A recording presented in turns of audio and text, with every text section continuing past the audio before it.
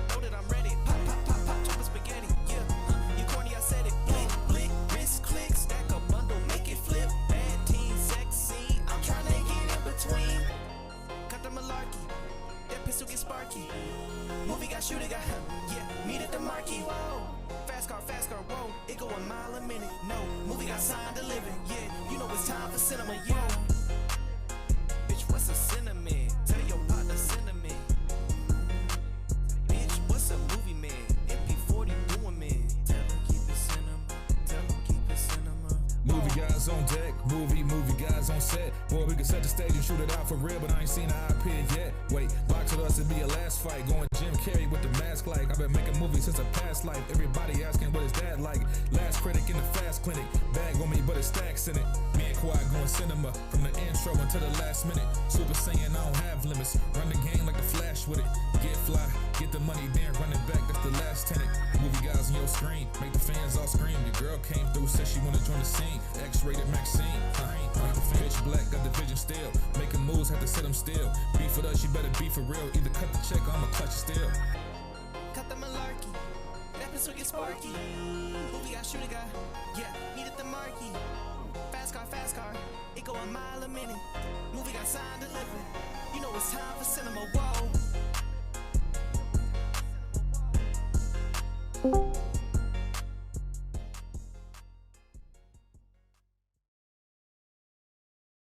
Phone too, bruh. Bro, it do sound bad. I thought it sounded good. No, it don't sound bad. I just know you was on your phone. You switching up. If the mic sound good, you ranchy mangy ass nigga, then we good. Who the fuck you calling mangy? Ain't nobody mangy. Jangling.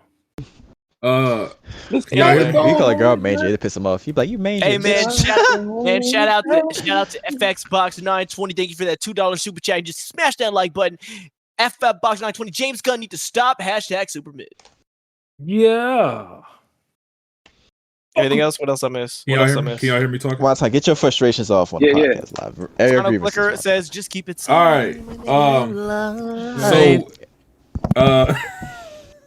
This nigga Alex. Up, Wata. Go ahead. This nigga Alex, how many Mountain Dews you drink today? Hold on, I'm go.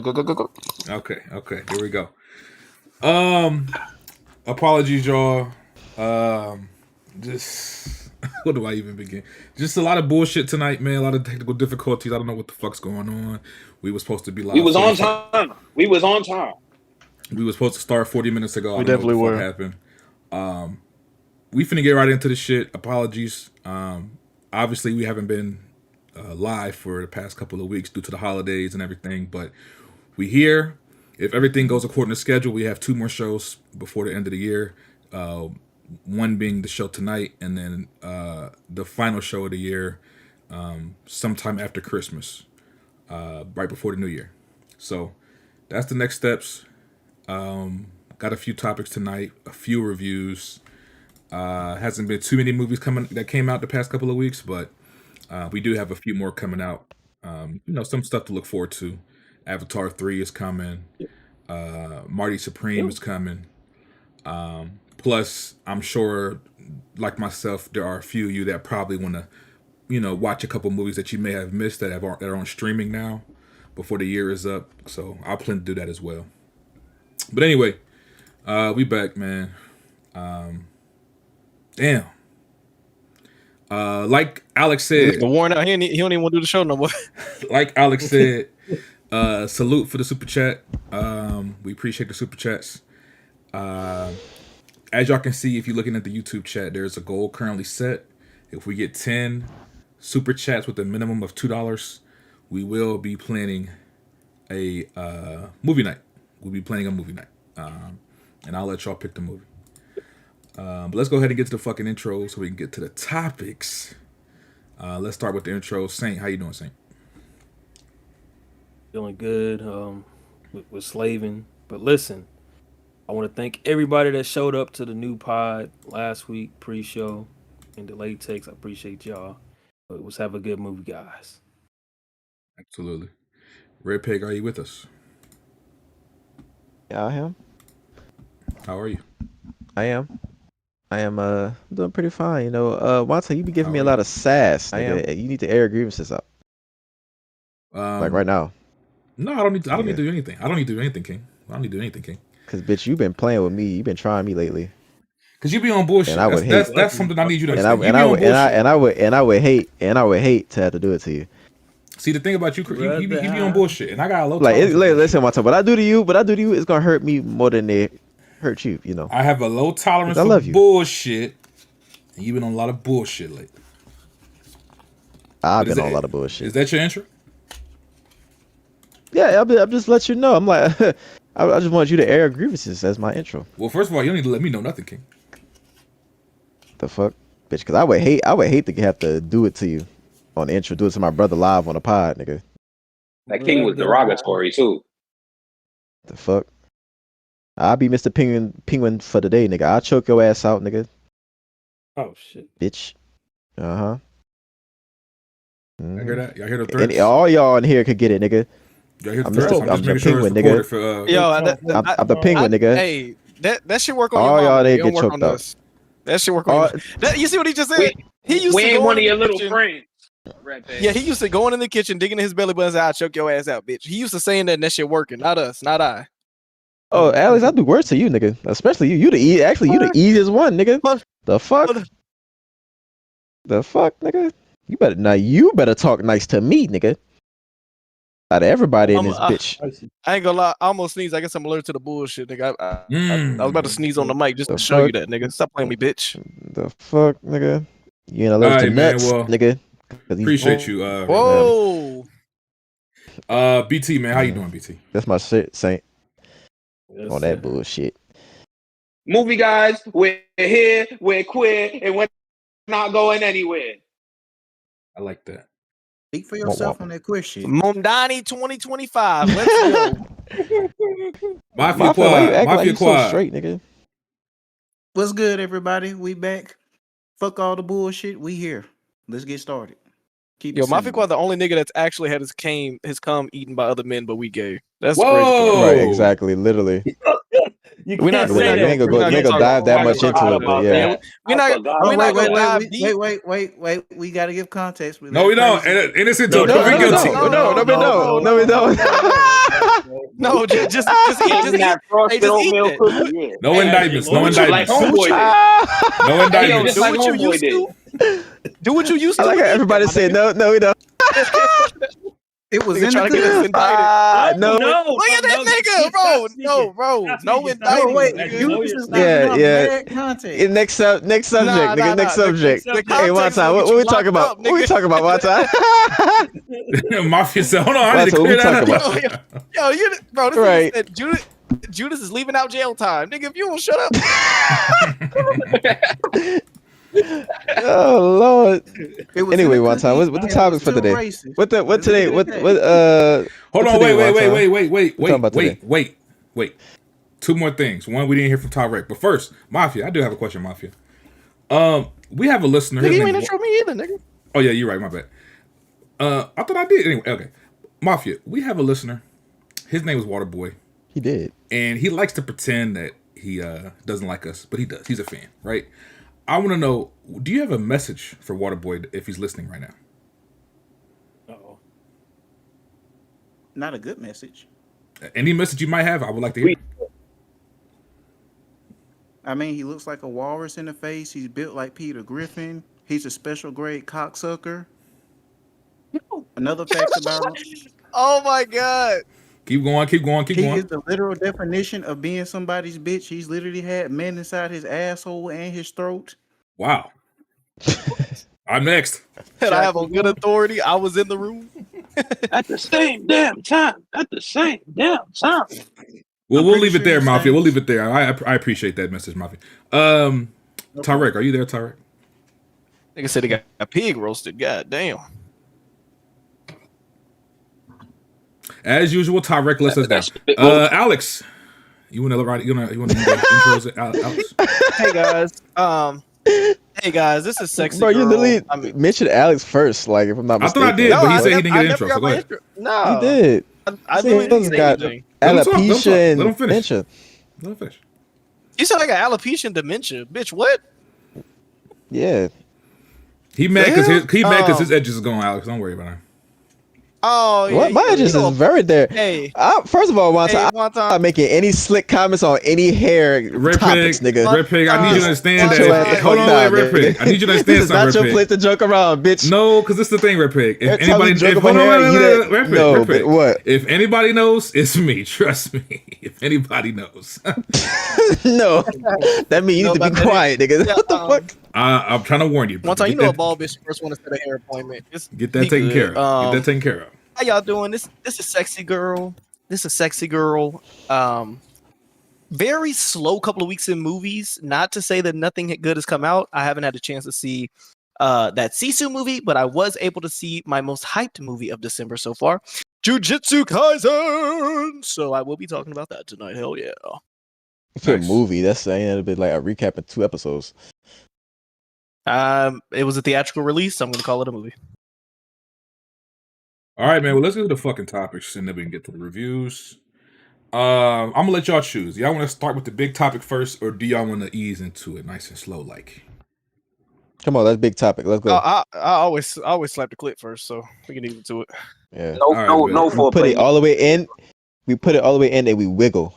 Ain't that right, Alex? Yo. Yeah, I do it till it's accordion, nigga. Do y'all think Tyreek big-headed And ass she to look, sleep again? oof.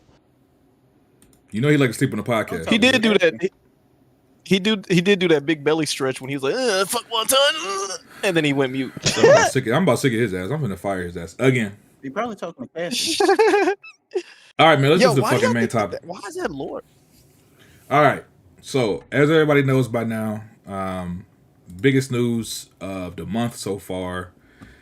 Netflix has officially made a deal with Warner Brothers to buy them out. The deal is in place. It's been agreed to. It has not been finalized, but it is, it's in place. The deal is in place. And a couple things about this. A lot of people have mixed feelings. Well, I say mixed, but the truth is, I haven't seen a positive spin on this yet, to be honest. A lot of the feeling around the, community and online and everything is pretty negative. People are very upset that this is happening. For a variety of reasons, and I'm sure we'll talk about it. But just to go over some details, a couple of things that's happening right now. There was a bidding war. You had Netflix, Paramount, I think Comcast was in there, Amazon, Apple was rumored to all be interested in Warner Brothers, but Netflix, they are the ones that got the deal in place. There's been some conversation, right? Is Netflix going to keep the theater model? Are they going to release their films in theaters? Are they going to put them straight to Netflix? The Netflix CEO, he said some things, but obviously nothing is set in stone. He claims that they want to keep they want to keep movies in theaters and respect the theater window and all this stuff. But then he also, I think weeks prior, said that, so he basically alluded to the fact that he thinks the theater window should be shorter. So a lot of that is people are nervous about that. Most people want to see these movies, these big movies that we love, in theaters. Sinners is a Warner Brothers release. Can you imagine if Sinners had not released in theaters? That's still a good movie. People would have enjoyed it on Netflix. Yeah. But a movie like that, especially with the way that they shot it, with the screen, the IMAX, and everything. It deserves to be seen in theaters. So that's a big concern about this whole deal. Weapons. Also, there's the concern of a monopoly, right? As everybody knows, Yeah. we've been we're all gamers here. We know how the things go with gaming. It's the same thing here as well. Competition is good. Competition is good. The less competition, the more you have to worry about price hikes. Because if Netflix owns all the content, they set the prices, right? You have to worry about price hikes. You have to worry about I was watching another podcast. Somebody mentioned when you have multiple film studios, it offers the chance for creatives to when they take these meetings to give pitches, right? If one studio, say Sony, they go to Sony and say, hey, this is my movie, this is my idea, will you guys finance my movie? Sony says, we don't like it, no thanks. Well, they can go next door to Warner Brothers, and somebody at Warner Brothers will say, you know what, I like this, we're going to go ahead and finance the movie. When you have less and less studios, because they're all owned by one major corporation, that shortens that, what am I trying to say? It basically makes it so that less things will get made, essentially, because you no longer have multiple avenues to get your things made. You kind of have to go through the same, 2-3 sources. And then the last thing I want to say before I open it up to the floor, one thing that came out of this is Paramount.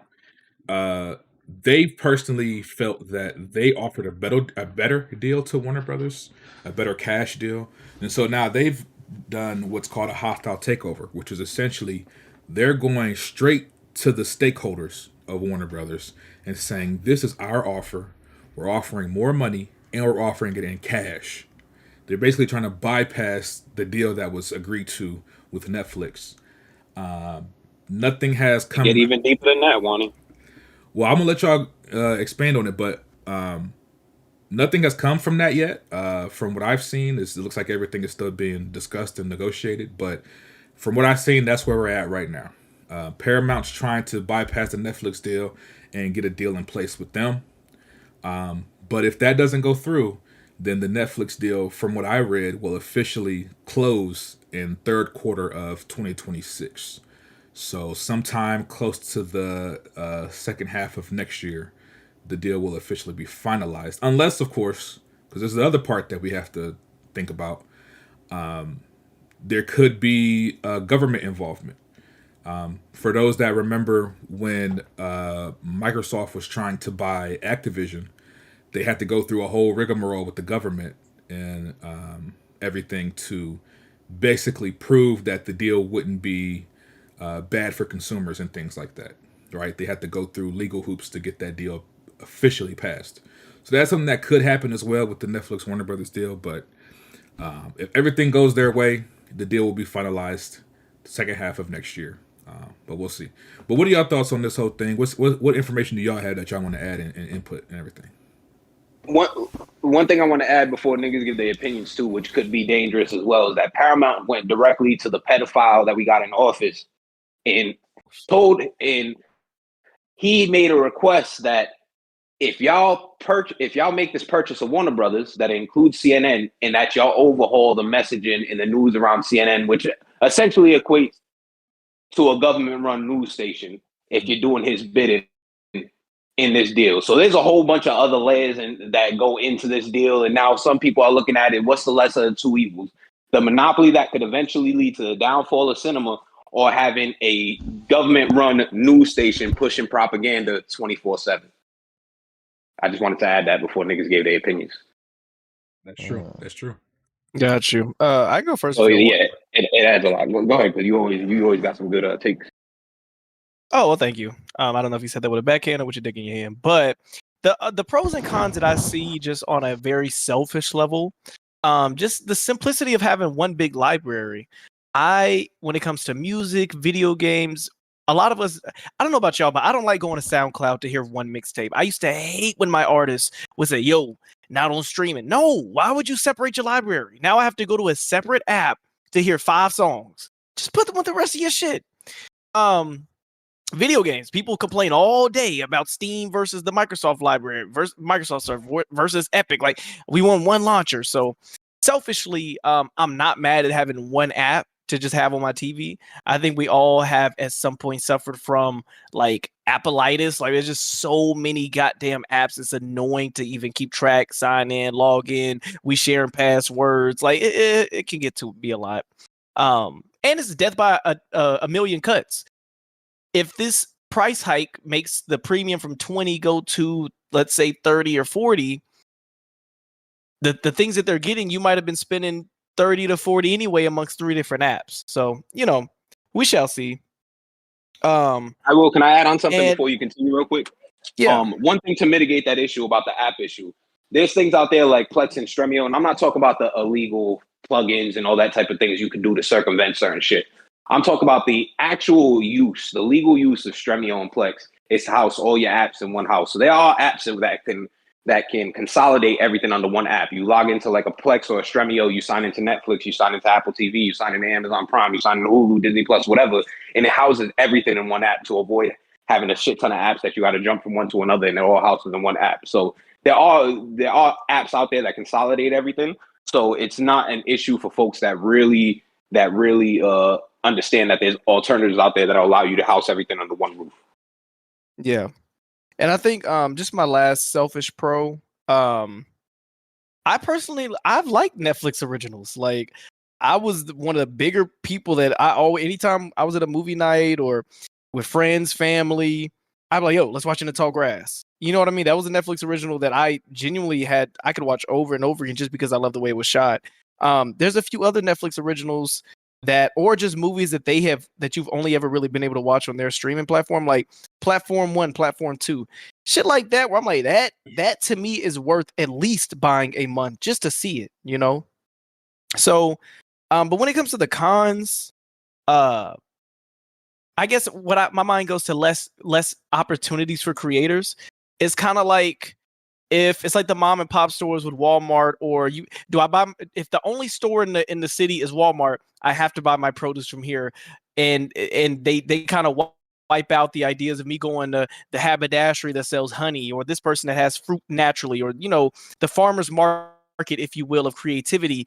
If we start dwindling down on the different spots that somebody could go and have kickstarted or approve their fund or their idea, or license out this movie or TV show for a creator to do his own spin on it, his or her spin on it, I feel like that's an issue. They're also accelerating the exodus of movie theaters. Having a movie in theaters for only 2 weeks is fucking crazy. I remember when I was a kid, movies would be in for months. Like, movies would be in the theaters. That's what dollar movies were for. Dollar movies was, this movie been out for 3, 4, 5 months. You can see it for the cheap. Because right now we already bought the licensing or whatever the fees it is to show the movie. We just gonna keep running that bitch, and y'all can watch as much as y'all want. Go buy the concession stand, right? That was how we used to watch movies back. And now, of course, this is before streaming, but that's how, like, me and my mom or my sister would go see the movie, but the rest of the family ain't seen it. Oh, okay, bet. We all going to the dollar movie. That was our rewatch. And by having that 2-week schedule, I knew in COVID, it was like, hey, we got to find some creative way or some direct to consumer. I get it. We're not there anymore. So I don't like that. I don't like the acceleration of the death of theaters and just the debt associated with this deal. I don't care about the financials too much about how they paid for it, but we're gonna see an increase in that price for subscription. So those are kind of like my quick selfish pros and cons of that Netflix deal. Let me ask you this: Do you think we're slowly creeping back to the return of the cable model? Not necessarily with there being actual cable, but with everything being housed under one roof. No, I don't think so, because because when you look at it now, you got like Disney Plus. If Netflix pulls this off, you got basically everything will be on fucking Disney and Netflix. Everything you need, pretty much. You know what? I don't think that we'll go back to an area where, remember back in the day, if you got Comcast, you had to also get their security home system, their phone line. You also had to get 3 or 4 things just so that your cable bill would only be $100 or $200, but you had to add 20 other things. I don't think they're going to go back to that model.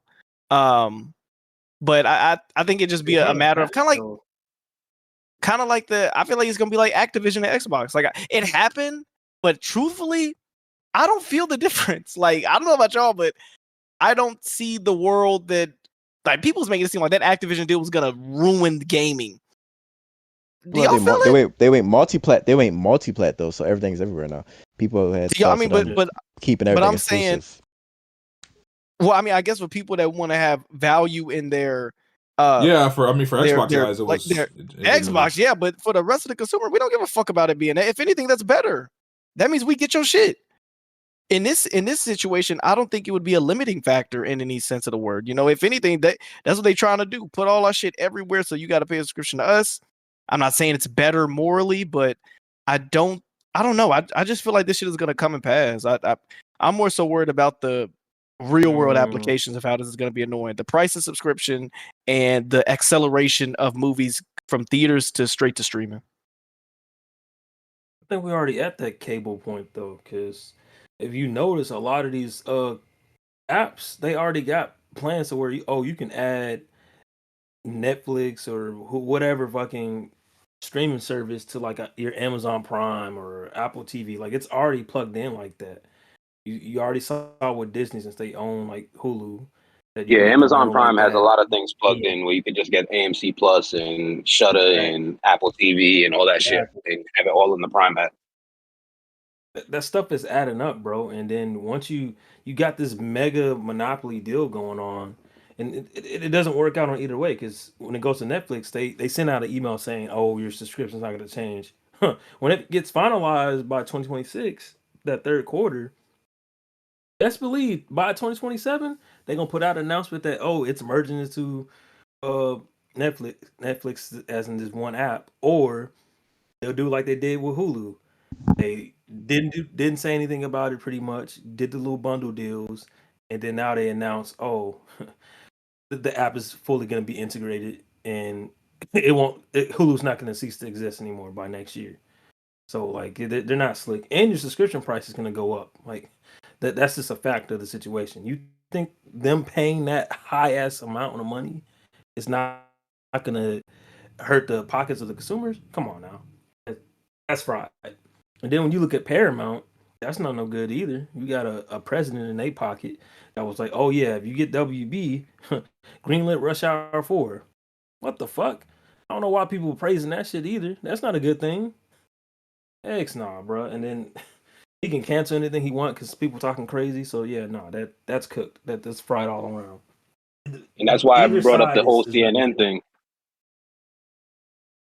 I don't even care about the CNN thing. I just think in general, it's just bad on both ends. Like you're getting a lesser evil, and it's sad to say the Netflix one might be the lesser evil. Like if you look through the I'm rabbit at with it. hole.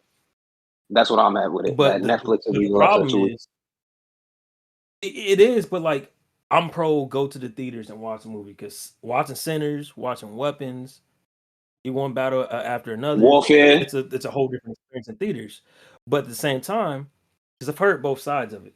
Because I'm pro keep movies in theaters. But the way that a lot of these budgets are ballooning and just being like high for no reason, it's killing our cinema already as it is. And Netflix, they already don't care about releasing movies in theaters like that. Like Wake Up Dead Man just came out today. It's barely in like theater. Like it's not even in AMC's. I've looked all over. It's not in any AMC near me at all. So, I if they really do get the whole deal finalized, it's not a good look for them. They can say one thing, but we know how Netflix is. They don't really care about theaters, and eventually they're gonna phase that shit out too, because they want people And to I'll stream say, their app. as movie guys, we feel that way about theaters, but the casual consumer, I think, feels the complete opposite. Because if you're a husband and wife with 3 kids and you want to take your kids to see the new Zootopia joint, that's $150. The tickets, the popcorns, the drinks for everybody, that's $150 versus I can hit play at home. I pay my monthly subscription. This is what I do. Or even if you charge a rental fee for it, I'll pay my little $19.99 to rent the movie. We could buy our own popcorn from Walmart or whatever. Have our own drink. They're saving so much money. So I think as movie guys, yeah, we look at this the cinematic experience of it all, and there's certain movies that just won't hit the same not seeing it in theaters for the first time. versus the casual consumer. The convenience of it all and just the amount of money that you're able to save, especially in this economy, the casual consumer is like, great, I would love to have everything streaming and not have to pay to take my kids to the movies or pay to take my girl to the movies or whatever. It's the diehards and stuff that like us who are like, damn, this is fucking shit up. Whereas I think we're in the minority. I think we're in the minority in that. Wait, I got slight pushback on that. Because you brought up Zootopia. That was just a random example. That was just I could have been any movie. Yeah, I know, but you bringing up Zootopia, that movie did like 900 mil and it within like a week. I don't think people are going, we don't want to spend money in theaters. No. They be willing to spend money and go to the movie theaters, but it has to be a good movie. But if they have that alternative as a family, if you have that alternative to take your kids to the movies, they're gonna go with the cheaper. They're gonna go with the cheaper option. No, I know what you're saying, but what I'm trying to say basically is they're willing to pay for the good and great quality movies, but 9 times out of 10, we got to face the facts. Most of these movies that come out in theaters aren't great or good quality that deserve to be in a theater. Yeah, there hasn't been much. There hasn't been much. An advantage there where most of these streams, like Amazon, they dropped a lot of dog shit movies this year. But people aren't going to be as harsh on it, or they're going to crack jokes about it, and it goes viral on social media because you're paying it for a fair amount that's less than like a movie ticket, 2 movie tickets, you can say. And it's a part of a subscription. And it's a part of a subscription, so it's not like you're paying extra most of the time. Even that, like with War of the Worlds, the best movie of the year. Even with War of the Worlds, that went viral for how amazing it was. And people went to go watch it just to have their minds blown. Like, I cannot believe what people are saying about this movie is true in the little clips I'm seeing. So if a movie's bad enough, people will rush to it, and that's a win in their eyes because it's still driving traffic. Whether you love it or hate it, it's driving traffic. It is. I saw Jack's comment. You're right. They are been playing a lot of old movies, and they've been doing that. They've been doing that for like the past 3 years. Longer than that. Longer than that, actually. It's just I think it's a lot more emphasized when it's dry months like this. Also, I did see how you said Paramount might be better. I can understand that as a physical media collector. Of course, you want to side with Paramount because they still believe in physical media. And Netflix, they don't believe in that at all. Oh yeah, I forgot. That's the other concern with Netflix. Why they're getting a lot of pushback. Yeah, that's out the window because we had talked about it on Delayed Takes. I don't think you can get the whole collection of Stranger Things, like all the seasons right now. Not including season 5, of course, but I don't think season 4 you can't buy a physical copy of that. I think even that, even that, we look at it from a selfish perspective because again, we're diehards, right? But when you look at the government being able to have influence over the movies that are being made, if they have influence about the movies being made, they have influence behind the messaging that's being put out. They have influence behind all that type of shit. So in the long haul, that like our own selfish reasons to want to have physical copies of shit or being able to go to the theater, does that outweigh the dangers of having the government basically being able to having the power to control the messaging that's being pushed out in these films? Yeah, I mean he's right. It's a catch when people are so easily influenced nowadays. It's a catch 22. And he just that's what I'm saying. BT just reminded me, we saw earlier this year with the Disney and Jimmy Kimmel shit. Jimmy Kimmel said something that really wasn't even that bad, and Disney immediately pulled him off the air. And so think about it this way: say Paramount gets Warner Brothers, they take control of CNN. Somebody on CNN say some Orange Man don't like, they fired. They fired. They out of there. They gone. Right. You know. So a director just saying something. Matter of fact, didn't they say there's a hit list at Paramount? Yeah. Oh yeah, they said there's a hit list at Paramount of certain actors and directors that they will refuse to do like movies with. So yeah. So again, from a selfish standpoint, we would, when you look at it in a fucking micro aspect, like we would be in movie guys, we would hope that Paramount would be able to do it. But when you look at the larger picture, that's a very, very, very dangerous.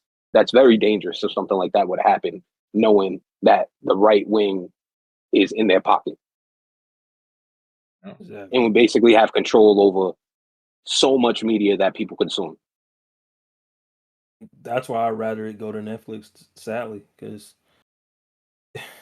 I think It's again there's the a lot lesser more of two evils, but the Netflix is a lot lesser of an evil if we're talking about theaters dying versus the Republicans being able to control basically all of media. Right. And I think at this point, even if they were trying to block this deal, I don't think they're gonna stop WB trying to sell it as itself because they're already trying to just separate from Discovery, and Yeah. that's a whole separate like thing to do. So I don't know. It's a fuck situation. It is what it is. Like we all gonna be watching the next Netflix movies and boxing fights and all that bullshit. So Yep, because Frankenstein was fire. I do think Hey, though I'm gonna is see Jake Paul get his ass knocked the fuck out by Anthony Joshua next week, and I'm gonna be watching that for sure. Did they put Frankenstein in theaters? yes, select theaters. it was in theaters at the same time. It was like 2 or 3 weeks. Okay. It was a select theater. yeah. They Netflix they do And- select theater releases for certain movies because you have to have in order to qualify for the Oh, Oscars. to get Oscar, your movie has to be in yeah. theaters. So that's like a loophole they do. Oh well, shit. That And ain't- I'll well, give that- Netflix some bail too because they did just work out some like an agreement with like AMC to like put up more films. So I guess it's like a They wait did. and see thing. Yeah. They trying. I do just to add on to this. I do find it interesting that Apple didn't put in a noteworthy bid because Apple, as y'all know, they've been doing a really big push the last few years into film and TV, and them owning a studio like Warner Brothers, I think would have been a huge get for them. But maybe they felt like it wasn't worth the money. I don't know. They must got something else cooking. They got some other ideas Possibly. cooking. Yeah, possibly. Maybe they just felt like it wasn't worth the investment. Or they just want their own IPs or some shit. They don't give a fuck about the legacy shit. And speaking of Apple, on a quick side note before we get back to the conversation, Pluribus fell off a cliff. Started off great, fell off a fucking cliff. You think so? Are Why I thought the you last saying episode that based on the newest episode? Because I haven't seen it yet. I have Yeah, I not haven't seen the seen newest it. episode, but the last few episodes have been very boring Well, I thought to me. that episode was really funny. Although That's John what Cena was was in it. Last episode was cool. But Yeah. It's yeah. do y'all have any last thoughts before we move on? No, I think I sure. got my shit off. Oh, go This for it. this next topic I got is for Alex, man. Where the fuck is Yeah, my Tyrek? people at? didn't Let's really go. get his shit off. Where the fuck is Tyrek, man? I'm about sick of this dude. Every fucking time, bro. Every Are you fucking stupid? time. I'm right here. He fell asleep. It actually sounded like him. For real, did I thought? I thought that was him at first. If he gonna do this shit every week, it ain't no point in being on the show. He's about to be dead ass fired for good. Black Bond type shit. I'm about sick of this shit, man. I'm about sick. Matter of fact, we in Are you gonna December. send an email after Christmas? You know what, Mafia? We in December. January 1st. Don't be surprised. Don't be Matter of surprised if Tyrek not on the fact- fucking show. Matter of fact, one time cancel Christmas on that nigga. Cancel And, Christmas. and on top of that, and another thing, low latency Larry. We're gonna call you up from the bench, brother. We're gonna call you up from the bench, bro. You know what time it is. You know what time it is, Larry. Because if it ain't one, if It's one your thing for time, certain, Larry. if one thing for certain, two things for certain, Larry is always dependable. You feel what I'm saying? So, anyway, My guy, Loose Cannon Larry. Shout out Larry. Loose Cannon Larry Anyway. in the building. Anyway, let's keep it going, man. Next topic. This one is for my boy Alex. I would love to hear his thoughts on this. I guess it's a good thing Tyrek's not here either, because he would keep this topic. We'd be on this shit for about 3 hours. We got news. This came out recently, like I don't know, a few days ago. Lay it on me, brother. Lay it on me. Disney has signed a deal with OpenAI and is investing $1 billion into the company. Sora will now be able to AI generate videos based on characters from Disney, Marvel, Pixar, and Star Wars. And not only that, some of these AI generated videos will be available on Disney Plus. What are y'all thoughts on this? Let's go. If it weren't Disney, I'd be okay with it. but I feel like Disney's really lost their creative edge in most cases. Facts. That's what They've they been letting niggas come in here. I feel like They've been creatively they slow rolling bankrupt the fucking for AI a movies. while. They slow rolling I out mean, the what- AI movies. Was I muted? Oh, you heard me? No, we hear you. Yeah, go ahead. Yeah. We hear you. Oh, What? other than them, this is them just basically giving people permission to use the characters and giving an AI section of their streaming platform. Right. So essentially, with OpenAI, Okay. with the deal, you'll be able to make AI content with Disney IP, and they're going to put AI content on their streaming service. Yeah, I feel like this is one of those things where it's like, if you want to have a conversation about the influences of the for the detriment of the nature and shit like that, then and the environments, that's a different conversation. As a consumer, this is just slop. Like, this is the same thing where when you're scrolling on Instagram and you casually see a video of a nigga lifting like 40 million pound whale, and you're like, what the fuck, is that a real? And then you click on, it's like, hey, join your other 30 friends that did meta AI. Like, to me, this is just bullshit. This is something just to keep you on the app, keep swiping, keep engaging. I'm not necessarily. I could see someone making the conversation saying they're pulling away from creativity and they're bankrupt and they're going to use these AI scripts and nothing you do or make is going to be yours. Or I guess you could go that way, but honestly, I don't give a fuck. That's what I'm thinking, though. I'm thinking You probably if already someone seeing gets AI something popping. I'm thinking if someone My gets bad, my something mic is popping delayed a with little little bit. shorts. Oh, my bad. Oh, your bad. I'm thinking if someone gets something popping with one of the little AI shorts, Disney's probably gonna jack it and show, hey, look, technically we own this, so we're gonna do something with it since it's so popular. I could definitely see This something nigga like that. gonna Remember steal your I back in could the idea. definitely see day? that happening. We just talked about them being Remember back creatively in the, bankrupt. Like, yeah, that's definitely remember back in the day, when animated movies would come out, before the movie actually started, there would be in-house animated shorts. Do y'all remember that? Yeah, they Like, still do Yes, I that for a remember lot the of little movies. They Pixar still do shorts. it. Little yeah, Pixar shorts. right. They did that a And lot for. I think I saw one at the Elemental movie as well. But yeah, I mean, that's what I could see them doing, like just throwing some random ass shit in there. And honestly, not saying what are we gonna do about it, but it's like, is this something to get mad at? Like, I drink Coca-Cola. Other than me saying that was an ass commercial, am I gonna think, dude, what the fuck? This animated was like, I guess. I mean, I really just don't care, bro. I'm gonna be honest. I want to give a passionate argument for why they shouldn't, but as a nigga that use AI, I make a couple videos and I go about the rest of my day. I don't think about it that deep. It's hard to But make a passionate I want argument y'all. against it now, but 20 years from now, you might look back like, damn. I want. They slow rolled. I want They y'all to slow rolled to push out the creators. for me that don't have the energy. I'm gonna let y'all take it away because I those are valid points. I just don't have it in me to argue it, so I'm gonna let y'all take it away. Like I said, I just think they're gonna use it to probably steal some ideas. Go ahead, Some Saint. ideas, jobs, like it's laziness. And I mean, as a matter of fact, this is not the first time they even done some shit. Remember, Disney put out it was a show or something like that. They had did some weird AI shit in like the background. It was like they're in like a basketball game or something like that. Nigga, they used AI for I don't Secret know what the Invasion. show was.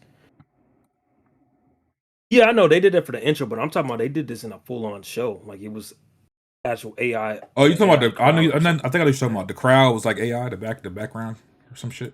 Yeah. Yeah, I remember seeing that. So I'm not shocked by it. It's not cool. I'm ashamed it every time, bro. That's not cool. If you're doing like some AI, like some cartoon shit, I guess whatever. As long as you're not selling it. But once you start like selling it and taking away people's jobs, that's not cool, bro. I think, I'm and making for we've that had this at all. conversation so much, but it's a conversation that's repeating itself and growing just because of how fast AI is growing. The use of it is growing. But I think at the end of it, the core of it, rather, I'm not 100% against it, and like saying like it should be abolished because for one, I don't think that'll ever happen. But also, I think it can be a useful tool. But I think where we start to lose, we kind of lose the plot a little bit is when you have billion-dollar corporations who can afford to hire people to create these things, taking the cheap and lazy route by making full-on content with AI, and then charging people for it. You know, because Disney Plus costs And money. I think that's inevitable at this point. Disney Plus costs money, and it ain't cheap. So you're telling me I got to pay $18 a month to watch some AI shit that costs you fucking, you know, like what? And it's bad. Don't let it be bad. Like it's one thing to give me some bad content made by actual humans. You know, human error. It's a part of the creative process. But you're giving me bad content made by fucking AI and charging me for it? It's just ridiculous. It's ridiculous. I think AI is useful as a tool, and I think it's useful for, you know, indie filmmakers or people who don't necessarily have the budget or the access to create the things that they might want to create, like Alex is using it for. But again, for billion-dollar corporations, to me, it's a no-go, especially when you want to charge people money for the content that you're making. I think we're looking at an inevitable future where at some point in our lifetime, there will be no actors. There will be no screenwriters, script writers. There will be no animators. There will be no VFX artists. It's just going to be a bunch of developers and code writers. And then a director overseeing the process. And that's where we're going to get our content. Instead of writers, you're going to have prompt makers, people that come up with the prompts. And you'll have a director, maybe a producer that read over it. It's like, okay, that's fine. That's cool. Let's go. Now, I'm not saying it's going to happen within the next 5 years, but within our lifetime, I mean, we're looking at that inevitable future, unfortunately. Y'all know what was crazy to me? What's that? The fact that them niggas said the Coca-Cola, what was the ad where they said we stayed up for weeks? Oh, the McDonald's ad or something where they was like, we stayed up McDonald's. Not it sleeping, was the Coca-Cola ad right. and the McDonald's ad. I was like, nigga, what? Shut up. Yeah, they were like, we worked hours. We worked long nights to No. He it was more than hours. The nigga said sleepless nights for that. Yeah, he did. Crazy. Yes, dude. Yeah, but we facing the inevitable. Hold on, Premium Gamer T in the chat. Y'all dooming pretty hard. The human element of creativity won't ever be absolutely removed. Yeah, because the AI is stealing from a library of things created by humans.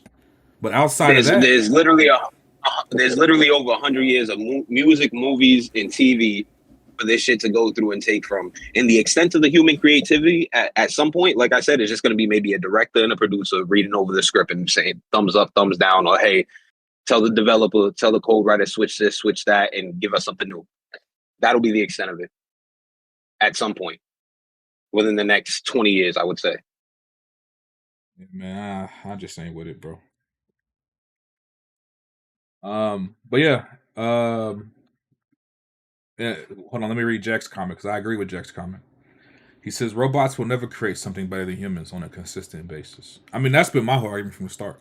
As good as AI can and will eventually get, I just refuse to. I don't. I see. Alex seems to disagree. There's something. But I mean, are we talking about? Let Wonton finish now. Say something. My point is, there's something to say about the human experience. Something about actually living through life as a human being. And we all have a shared experience, things that we can relate to. That AI can't replicate. Right. But we all have shared experience, things that we can relate to. But at the end of the day, what we also have is individual, unique experiences. Nobody lives the same two lives. Nobody goes through the same two experiences the exact same way. That's something you can't necessarily replicate with a machine, right? Because the machine is going to use data based on somebody's experience or something that has already existed to create what they're going to create. It's not going to be individually unique to that. Like, at least that's how I'm looking at it, right? You still have to have that human element, that unique perspective that only comes from a person, a human individual. Even that wonton, a part of that algorithm is not just going to be the experience. It's going to take like a pool of people, that like a shared experience that everybody has, and then it's going to also take into account with that algorithm, what do people want to see? What's going to get eyes? What's going to get viewers? What's going to get what's going to get people tuning in. So it's not just the human experience, but it's also like it's also being boiled down and pigeonholed and pushed down to what are people going to want to tune into, and we're going to miss out on all them unique stories that somebody could relate to, particularly as Black folks. You know what I'm saying? You think they're going to take into account, hey, what can Black people relate to when they bring these algorithms? Of course not. And not only that, going back to what Alex just said about the messages, you know, what Alex just said about the McDonald's AI ad. The guy's talking about we had sleepless nights getting this just right, and when you watch the ad, there's nothing spectacular about it at all, right? So think about that in the terms of like an AI movie. They're gonna do all that work, all that prompting, whatever the case, for an AI movie just for it to be mediocre. You know what I mean? And then charge people to watch it. I don't think you're ever gonna see high quality stuff like on the level that some of the best creators in our lifetime have made. I just don't see that happening with AI. But I mean, I don't know. Like I said, it's a growing conversation, and it kind of changes as things advance. But my whole thing is, I just, as somebody who's a fan of art and film, I want to empower creatives. Actual human beings who are putting in the work to get their vision made. I don't want to empower a $1 billion corporation to say, no, we'll just make the movie without you. I don't want to see that. I don't want to see that. I want to see Christopher Nolan's. I want to see Ryan Coogler's. I want to see. Those are people. I want people like that to make the art that I want to see. Here's the thing, though, Juan. If they do that and that shit starts flopping, they got to come back to us. Yeah. It's going to be hard to make it flop, though, because as a people, I'm not saying us, but I'm saying in general, like as the human race, we're sheep. You know what I mean? So we'll flock to whatever just to keep us occupied. Just something that just a distraction. Maybe. And I feel like that's only going to get worse. That's only going to get worse as time goes on. Maybe in the beginning people flock to it, but I think after a while people just going to stop messing with it. And like I said, they're going to see it's not it, and they coming back to us. So I say just let them do it. Yeah, it'll be difficult, though, I'm gonna because as generations go on, they're going to be more reliant and more accustomed to technology to where that's just going to be the norm. And they'll be growing up in a world where creatives never even existed. I will say this. We worried about hold on, let me send this message. We worried about creativity stifling and stuff like that, and it's cool. I'm not mad at that. Can we also say that even the people that are in the industry now, they still give us bullshit? I guess that's why I'm not saying that all the writers are going to be kicked out and shit like that, but let's not just make it seem like we are in a renaissance where 70% of the shit comes out is not ass. That's right.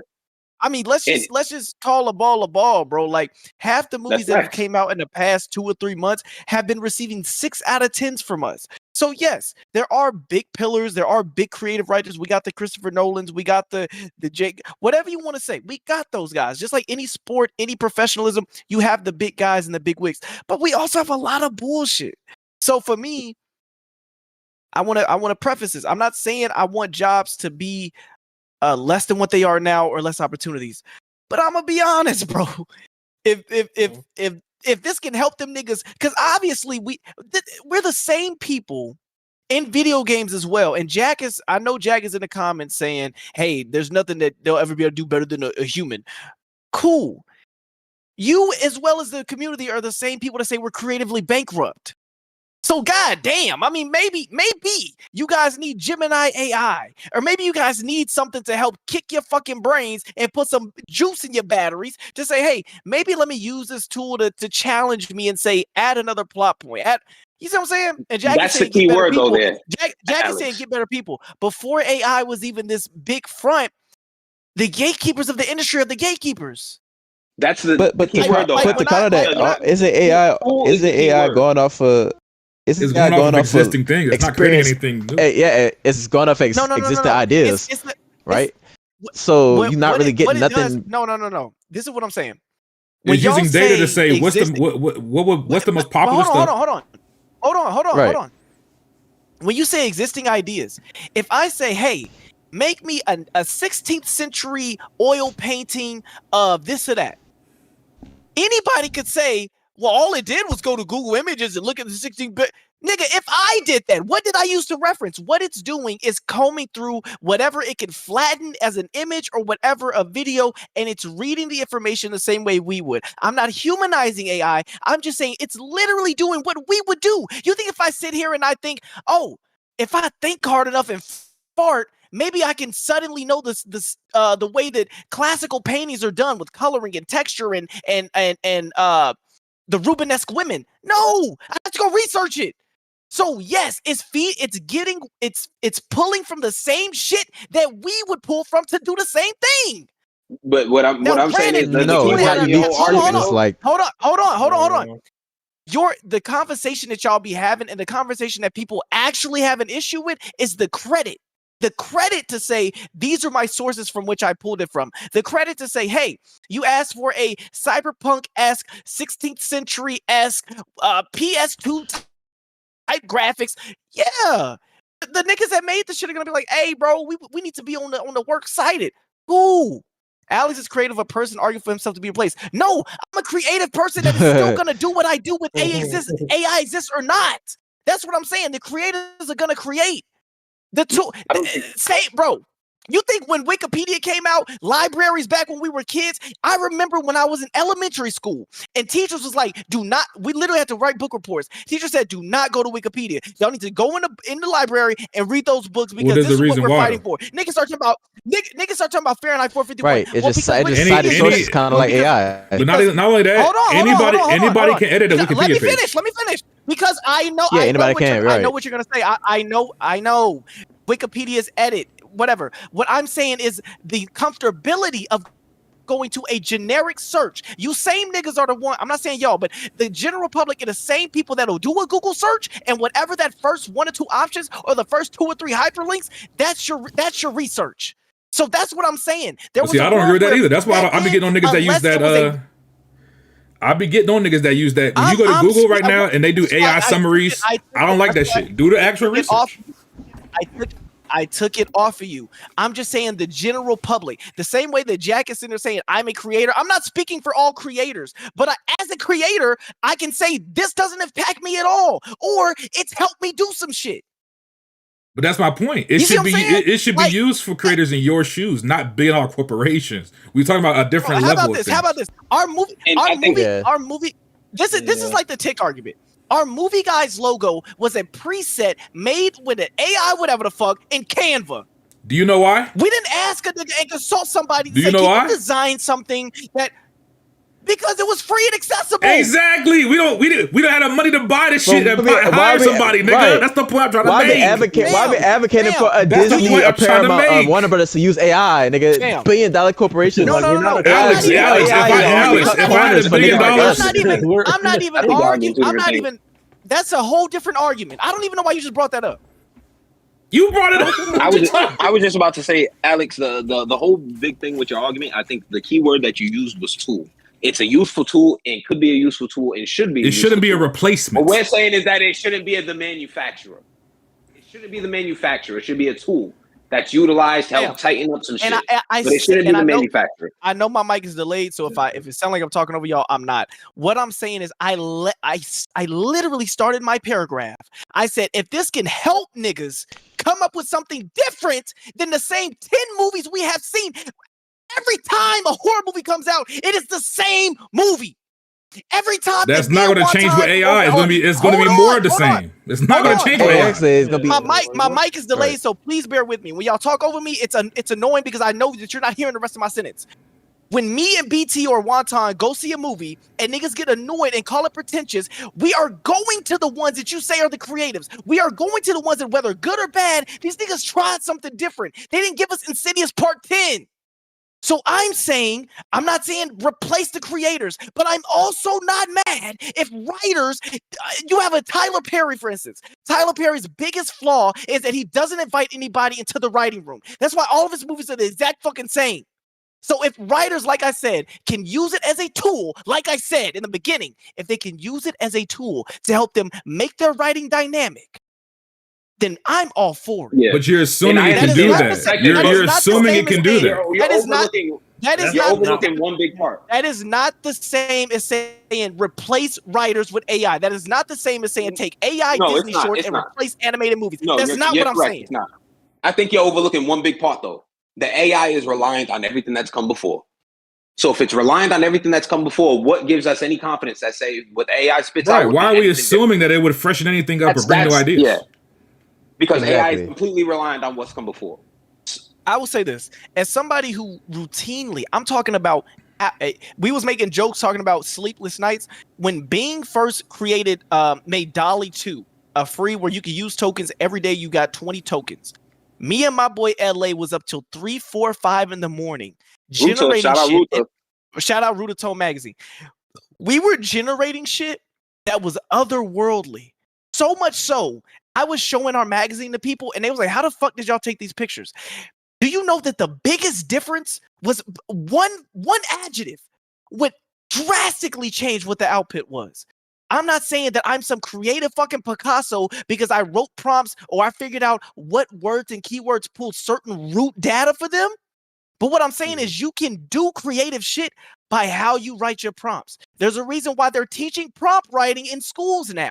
There's a reason why they're trying to get students comfortable with the idea of, hey, AI is a thing. The cat's out of the bag. We've opened Pandora's box. You need to know how to navigate it. It's just like back in high school when you were doing research papers and your teacher would say, hey, if you're doing a research paper on Denzel Washington, maybe add a couple signifiers to pull certain links. Oh, Denzel Washington acting school. That way you pull something totally different than a tabloid of the one time that he got caught cheating or some shit like that. What I'm saying is, it's not that it's the end all be all is going to give you something different, but if you use it well, like the tool that it is, it really can be extraordinary in its use. But that goes back to what we were saying, where it's fine as a tool. We just don't want it to be used in the case of where they're trying to fully replace entire creatives. But I want to go back to something you said though, while we on this.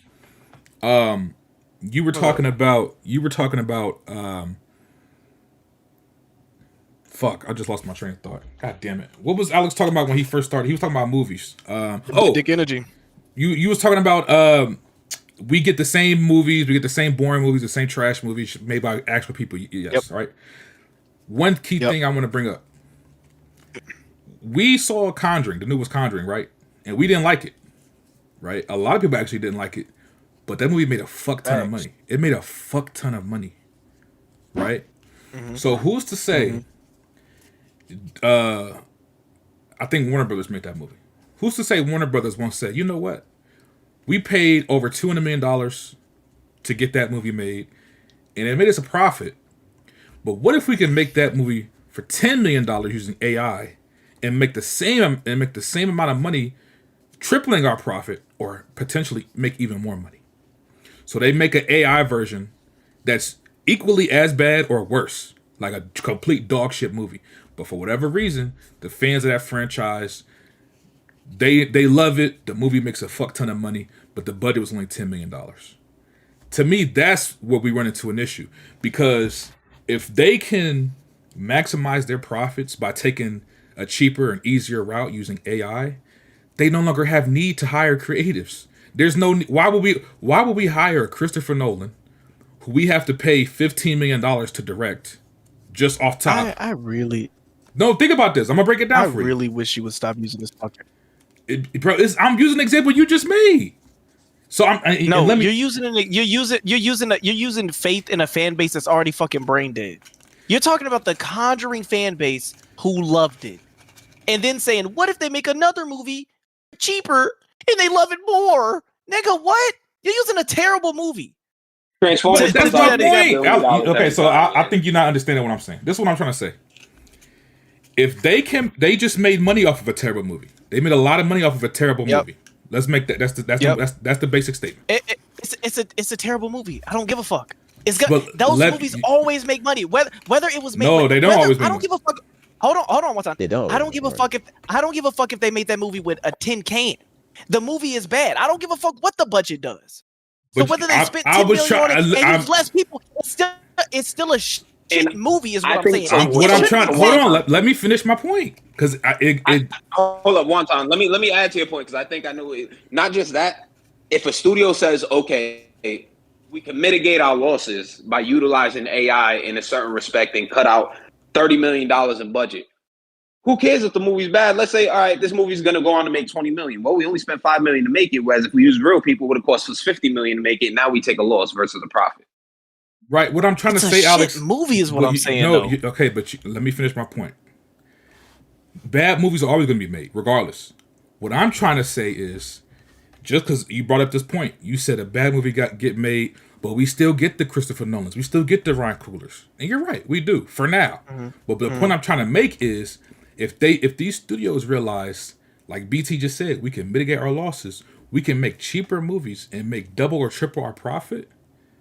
They have no reason to hire those Christopher Nolans and Ryan Coogler's. Why would we pay $200 million or $250 to make Sinners, right? And hire Ryan Coogler and all this shit. We can make that same movie for $10 million, and it might not be as good, but it don't matter if it's anywhere near as good. No. You see that's the thing. That's the thing. That's the difference. You don't get a Ryan Coogler movie without Ryan Coogler. That's the difference. There's always going to be. You just said. Well, but hold on. You just said they could use AI. They could use AI and bring new ideas To pull from those experiences, right? No. So what we saying? You know what's crazy? Exactly. You're conflating what I said. I hate when y'all do this. You're conflating what I said. I said when things are stale for somebody, if Conjuring, Insidious, let's just use those. I can guarantee you right now, if they write the next Conjuring with AI, it's going to be complete dog shit. Sure. It's going to be complete utter dog shit. What you just presented to me, what if they take I'm not even a Ryan Coogler stan, but we can use him. You said, what if they take him and remove him? Okay, then it's not him. There's not going to be equality. You're not going to get But him I'm in front saying of a whiteboard. they make the same amount of money or more with less investment. That's my point. And Jack, hold on. Jack just said in the chat. Just made me think of? Jack, hold on, wait. Jack just said in the chat. He says they can make 50 movies with AI for the same amount that they paid for one Sinners. They'll take 50 mid movies and still make more money. That's the point I'm trying to get. At the end of the day, it's about the bottom line. If it's good or bad, if it makes money or not. Y'all, okay. That's all they care about. They don't care about quality. We care about quality. The studios do not care about quality. They care about money. So do y'all care about? Exactly. So what if you see an AI movie this is one thing that y'all never talk about. What if you see an AI movie that's fucking fire? That's heat. Then what? Then it'll set a new precedent. But I've yet to see it. Wait. But this entire conversation, you never imagine a world where shit is good. Yeah, you know why? You know why? Bad. You know why? But there's been AI because there's movies not a that single ass. thing made by AI that's fucking good. It doesn't exist yet. Okay. Exactly. Hold on. Even if it's good, It does not exist yet. There's no precedent for it. Hold on. Let me say one thing, Alex, before you go. It's real quick. One thing. Good. If the movie's good, I'll acknowledge the movie's good and be like, damn, that was fire. Good job, AI. But there will still be a part of me that's like, damn, what about the fucking the director of photography? What about the actors that could have made money off this? What about the production assistants that could have made money off this? What about all these other people? What about the screenwriters who could have made money off this? See, Alex don't care because he's not in that. Alex don't care because he's not in that industry. It's the same way. No, we don't. It's the same way BG on Weapon Wheel every week is saying, "Oh, such and such got laid off. We don't care. Go fuck them." Y'all don't give a fuck about the people that make y'all games. It's the same way y'all don't care about people that make y'all movies. No. Y'all don't care. Y'all only do this for movies. Hold on. Y'all would see a movie. This is the same. I wish we were adults in like the 80s and the really the cusp of CGI, because you guys would be the niggas like, yo, fuck that green screen shit. What about the people that made these costumes? What about set designers? This is an entire industry. A lot of movies are going back to practical effects for that reason. Hold on. They're bringing back practical effects. Alex, hold on, wait. The new Predator movie was done with practical suits, practical effects for that same reason, brother. They're going back to it because it's better. It's better. Bro, What you're pissing me off because I'm trying to make a point and you're putting me 30 years in the future. What the point I was making was that back then you guys would have been the niggas to say no, stay true to form. Y'all, that shit that's flawed. Even if the movie good, even if it's a good sense of CGI, even if information and technology is advancing, I still gotta discredit it. Because what about the guy that used to spend 2 weeks painting that? What about the niggas that have to go out to the field? It's a lost art form. It's an art form now, right? Yes, it's always been an art form. Hold on. Listen, let me. You niggas are trying to accelerate my point. The point I was gonna make. Let me switch to PlayStation. Hold on. Because you niggas are trying to. You're advocating for artists to be removed. That's what you're advocating for right now. Well, while Alex is switching his mics and shit, I'll say this. You know how nowadays they'll be like, oh, from the director who brought you Sinners, from the producer who brought you Heat, from the 7-time Emmy Award winning actor. You know what them commercials are going to look like 20, 30 years from now? AI analyzed this movie. The AI analyzed that movie. And now it brings you this movie. Right. But hold on, let me address in the comments. 20 Wills do, because he on Team Alex right now with the AI shit. He says, since when do we care about who's making money? You niggas are abhorrent because y'all don't do this for music. I'm gonna let you cook, Alex, but let me address the comment. Y'all do this shit for music. Hold on. We didn't smoke Timberland. Let me address the comment. No, it's cool. It's cool. Hold on. Alex, you and LFE, you know what we did to Timberland. Let one time get this off because y'all don't do this shit with music. Let me talk. Alex, you can't say me because we do what? You just had Jack in the comments making a good use of AI as a tool is what Beanie Siegel is doing with his voice. So yes, that makes sense. That's what I'm saying. That's a voice changer, right? Oh my fucking god! Am I saying AI, Gemini AI, create me a movie, or have I literally been saying this whole time as a tool in ways that it makes sense? You niggas are the ones using AI short for a whole Instagram reel. He just gave you an example on music. Is there not a difference? Is there not a difference between the way Beanie Siegel uses AI versus the way Timberland uses AI? Fam, there is a difference. Have I been saying create a movie with AI to help with your creative? Which one did I say? No, okay, but what do you mean by help? That's what I'm saying. What do you mean by help? Y'all are saying something different. As a tool, it works. That's why with Beanie Siegel, that's what I said. So now he's able to still rap. AI. Oh my god! I literally said, what? Oh, hold on. Let's talk about the root of it. Bro, there's an AI artist on the you niggas will say, fam, y'all niggas saying the full stop creativity stops if you bring AI into the writing room, right? It stops if you bring it to the writing room. You as a fucking rapper. What is it? Hold on. Outside of literal lyrics, what are the two cornerstones? Can y'all name them? Wait, say it again. Cornerstones of what? You might cut out. Can y'all name the two? Can y'all name the two cornerstones of what an artist is? What is a rapper? What are the two cornerstones of being a rapper? You ain't got shit but your bars, baby. Your bars. Hold on. Right, bars and voice. You have a handicapped fucking rapper who can only write. This nigga's using AI for his voice. Literal. That's cool. Hold on. You better be. The literal centric nature of your instrument, your God-given natural tone of your voice is no longer there. But you know what can help? And you can still get your creative off. You can still write. Hold on. You can still write. We're gonna do something to help your creative because your brain is still coming up with bars. This deserves to be heard by the world. Why do you niggas? But listen to what I'm saying though. But I can say, hold on. You're not even letting me say it. You're not even letting me say it. Timberland don't exist. You're not letting me say it. Y'all can say in a vacuum, oh, AI is a tool. It's totally fine. I'm giving you an example where, let me give you something where there's two things you can do in this lane. You either write or you talk. There is an entire wing missing from this butterfly. Okay, because AI is there to pick yourself back up. You can still fly as an artist. That is two giant reasons to be an artist. He's using AI to cover one leg. I'm saying AI is just a facet of what the creative process to be. I didn't say AI should all the I didn't say AI is doing the color grading. I didn't say AI is doing the scene selection. I didn't say AI is making characters. I said if AI can just help with your writing process, and you niggas are making it seem like I said AI the industry, I don't give a fuck. That's what's annoying me. Y'all putting words in my mouth, and I didn't say that. So can I address? Hold on, wait. Beanie Siegel was a bad. Wait. Can I say something? I'm just using it because Jack said AI music. Beanie Siegel using a good way. I want to address what Alex said, but first let's Saint talk. Saint, go ahead. Yeah, Saint hasn't said much. Go ahead, Saint. I feel like we're arguing two different things. I feel the same way, honestly, but it makes we are. So but go ahead, Saint. I'm gonna listen. Because all we're trying to say, Alex, is that I think it's ideal to use AI as a tool. We use it in gaming. We use I think we all agree with that. It's fine as a tool.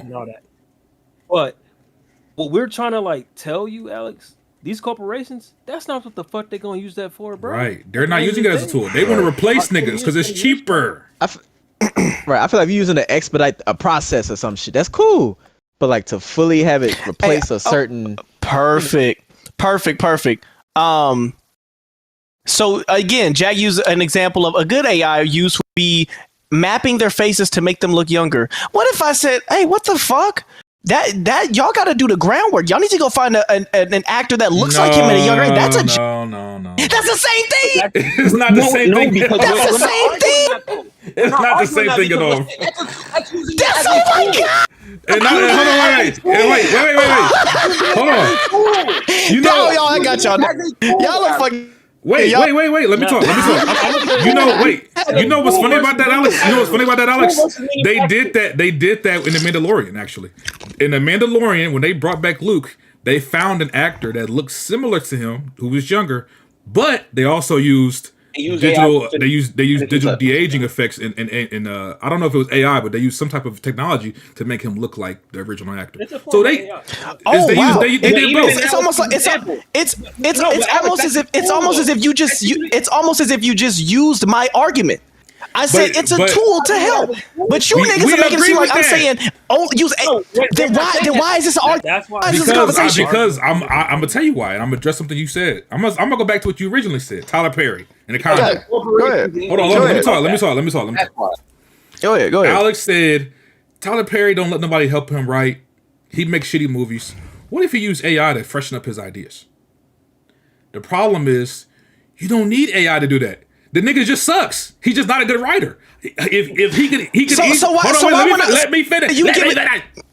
He could easily go out and say, you know what? I'm struggling with this. Let me bring in somebody. Let's go back to The Conjuring. The last couple Conjuring movies sucked ass. They got the same niggas writing them. What if they say, you know what? This didn't work.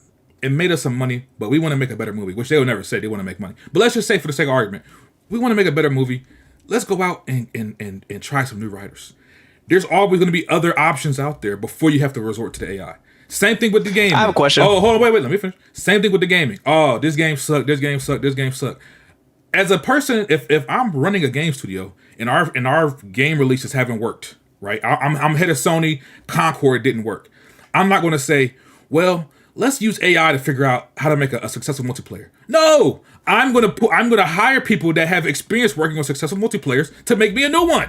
These people exist. They're out there in the world. I don't need AI to do that. Question. So question. So if I would hire a better your fear writer. is that by you, hold on. Let's just use a video game example real quick, or we can use it right away, whatever the fuck. Some niggas Let's say the video game aren't good at their craft. Hold on. Let me get the question out. Let's say he say, hey, everybody on the third floor that did Concord, wipe them. We're going to put servers on that floor and it's going to make us a game. Your fear is that it'll be bad, or your annoyance is that now those people don't have a job that was already making ass shit anyway. The point I'm trying to make is... No, answer my question. Your question is... What's worse? Then let me rephrase it. Your question is not representative of what I said. Let me just let it be a general question. I wipe a floor of people that made a shit game. And I say, yo, put servers in there and let's see what it turned out. Do you have an issue with the fact that those people no longer are working to make shit games 40 hours a week? Or are you annoyed that the game might be bad?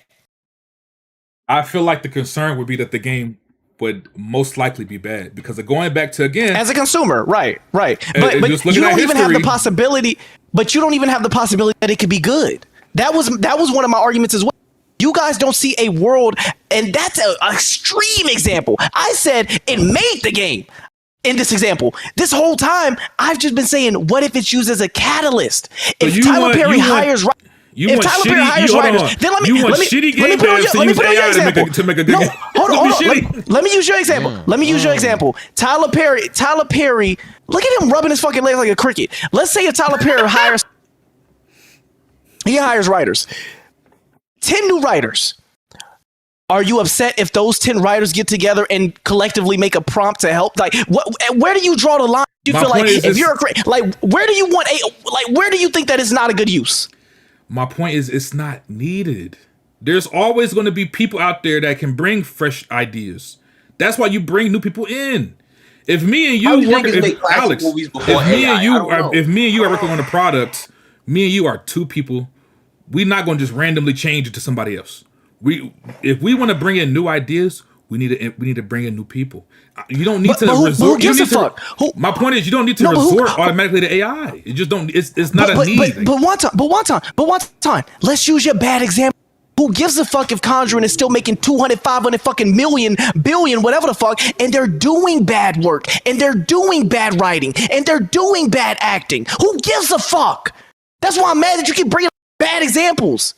They're not bad examples. Who gives a fuck about if Conjuring uses AI when it's bad anyway, and getting funded to make another bad movie? Yeah. So wait. Hold on. Wait. Oh my god. Wait. Alex just said something I want to question. He says, if the actual human beings are making a bad product, who cares if AI does it and it's still bad? Then what the fuck was the point? If it's still bad, we use AI. What the fuck was the point? No. The only way it would make sense. We gonna have to change. We gonna have to. Because right now we're playing chess with us moving our points back and forth and then holding us to the sentence that doesn't have anything to do with this. I said you don't have a world in your mind that hold on. You don't have a world in your mind at all that AI can benefit anything in the creative process. That's your ground zero. And that's fine. You're not in those situations. I literally gave an example where I used AI with a photo I made as the photo was a catalyst. I use AI to make a video. The nigga that works at the shoe store loved the video. I.e., I get contracted to do shoots with you see what I'm saying? I literally gave y'all examples. I just did something creative with the help of AI, and it got eyes on me to do more. But again, you keep, and this is what you've been doing since the conversation of AI really started. You're trying to apply your situation to the situation of a mega corporation. It's not the same. I've already said this. No, I'm giving. Finish what you're saying, because I'm gonna answer directly to what you just said. The point I'm trying to make is, for somebody like you in your situation, Alex, you're not a graphic designer. You're a photographer. You're not a graphic designer. You don't have. I'm assuming you don't have any experience using like Blender, that program where you can do all that type of stuff. You don't have the tools or the experience using existing technology or tools to create what you made without the use of AI. So for you using AI to make what you made, it makes perfect sense. Yeah. But if a corporation, wait, let me finish. Okay, go ahead. I just don't want to forget my point. That's all. If a corporation has the budget and the funds to hire all of those people that can create something similar or even better without the use of AI, they should do that.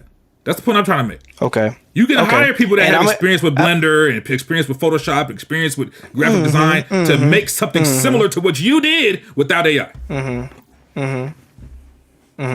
Those people exist. I'm gonna say two things, and then we can get off of this. AI is not creating something that just out of thin air. But it is. I'm gonna give you two. It's something that hold on, wait. Let me add another point so we can wrap this shit up. Hold on. That photo with your shoe, the one that exploded into pearls. There's a human being that exists on this planet that can do that exact same thing without AI. That it exists. They have programs where they can do that. Yeah. Okay. Y'all ready? Can I say the three things? AI was not necessary to do that. It was for you because you don't know how to do it otherwise. Okay. I'm gonna say these three things and we can get off of it because we're gonna be here all night. One. Thank God, because it would have been the the reason why I'm using myself, I'm not making me an anecdotal example to say, hey, because I did it this way, everyone does it this way. None of you niggas create shit aside from Red Peg that does music here and there. I'm giving you a real world example to say, hey, I'm not just saying that creators might do this. I'm speaking as a creator, saying that I myself am speaking from experience of this is how it could be used and implemented. I'm giving a real world example. I'm not Universal Music Group. I'm not Paramount Pictures. But if I was working somewhere and I was doing something, I'm giving you an example that, hey, I did work. I'm just using AI, whether it be a video generation. I took photos of the. Hold on. The work I did was buy the equipment to take the photo. I took the photo. I edited the photo. I then said, I wonder if I could change the imagery and the trajectory of this photo and make it a video. Let me upload it to AI. That's a real world. Hold on. Let me get my other 2 points out because then we're going to be on another spiral. Second, these tools that you use in Blender and shit like that. When I was in college, I worked with 3D programming. You know that there were people that go and have shapes and these tools, right? In the SolidWorks and 3D programming, they'll make a cup and 3D print it. Does that discredit the woman that does pottery cups at the fucking sock hop farmer's market? Fuck her, right? Because it's getting her out of a job, right? Because I got tools in the 3D programming. Like I said, this goes to my last point. I'm going to wrap it up right now. You niggas put the AI sticker on everything that you can't physically do with your fucking hands. At this point, I'm scared y'all niggas go even use a TI-80 because you can't use a fucking slide rule. You niggas stop putting... I just gave you an example of something that you did with your hands. Stop. I just gave you an example. What? You don't use your hands with fucking Blender, nigga. It's a program. Oh. No, hold on. Hold on, BT. Hold on. You make I get it. The reason why I brought up the cup modeling is because the same programs that do Blender and SolidWorks and Google Sketch and shit like that, it still has real world implications. Because if I make it in there and then I print it, I'm still impacting the market around me. It doesn't just live in a vacuum.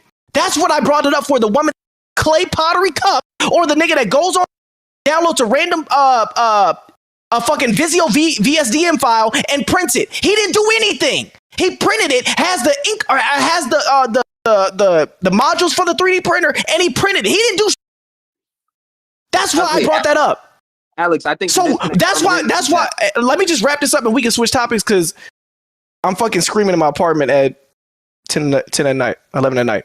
Police about to knock on your door. The issue that I have with this is that the fear mongering that comes with AI.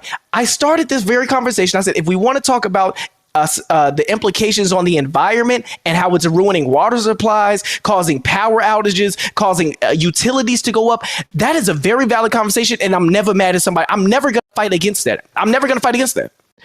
When the conversation goes to fear mongering that, hey, all the creatives are dying and going away, my brain immediately goes to what about everything else as time has gone on that said, because of this new tool, it's eradicated this. No, people still thrive. People still use it. You adapt. Hold on, wait. You're confusing advancements in industry. This is an advancement in creativity. It's two different things. No, AI. No, and I'm so glad that you just said that because that's where you're wrong. You think that it only advances in image and video prompting. AI is way deeper than that. It's way deeper than that. Entire corporations are built upon algorithms. My point is, you just said that. You just made the distinction that it's a creativity. Dampening. I said no. This is everywhere. Creativity goes beyond images and everything. Any sort of creative medium, AI can influence or be used in at this point. Bro, you just sat here and gave me a good example. AI face mapping on an actor. So, but the fuck are we talking about? Hold on, wait. Let me. Okay, wait. What the fuck? I literally work for an AI company, and I'm arguing against AI. I literally work for AI. Let me just say this. I want to address Alex's point, and then we can finish, because I feel like we're also arguing in circles.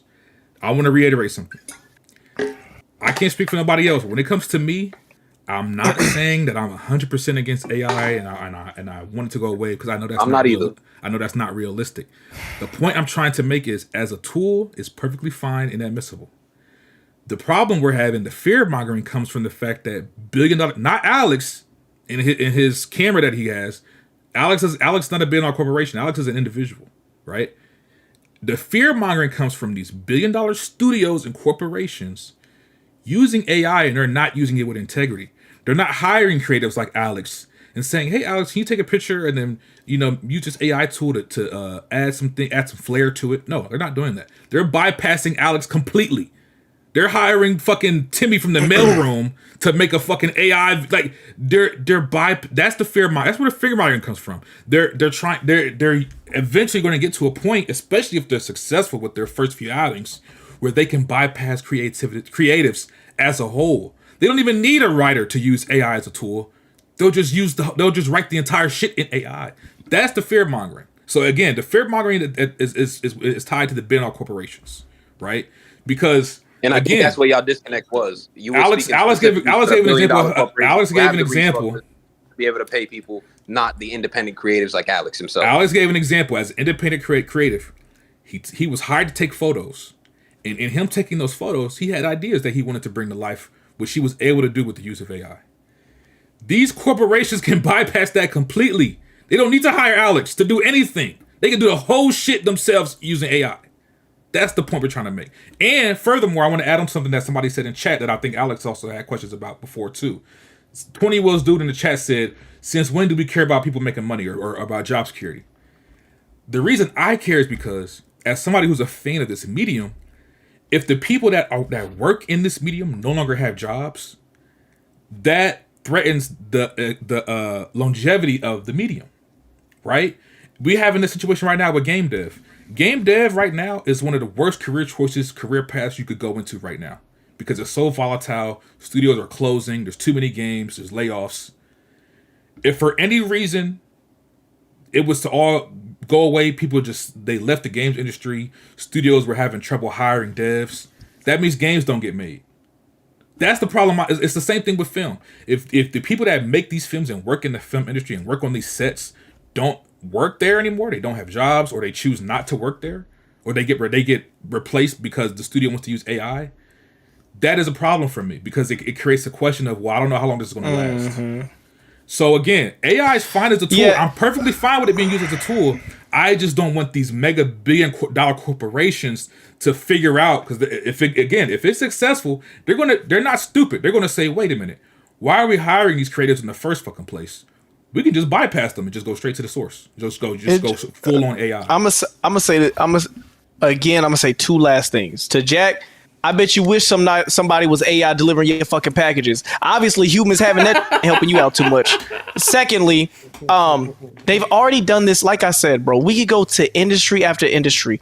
I don't want these corporations to find out how they can bypass the creative. You think the music industry didn't do that when they found out that auto-tune can make any bitch sound good, any nigga sound good? That way we don't have to actually go out and do street teams and find artists and actual voices. I can get my cousin, put a chain on him, and now he's a rapper. So like I said, every industry has their...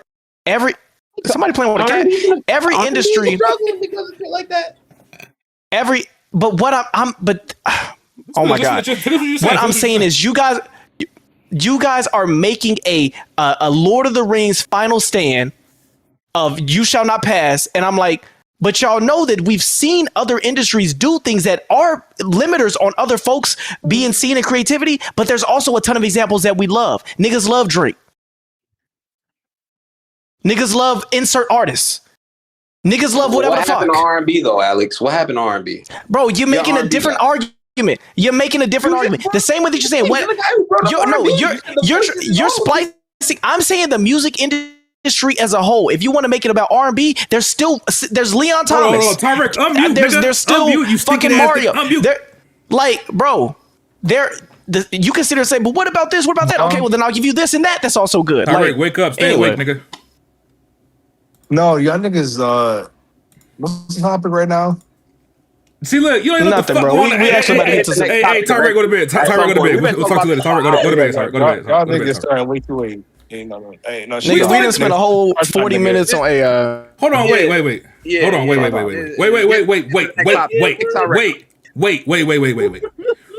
Tyrek, we start at 10 o'clock all the time, right? So let me ask you this question, right? Even though we were late, let me finish.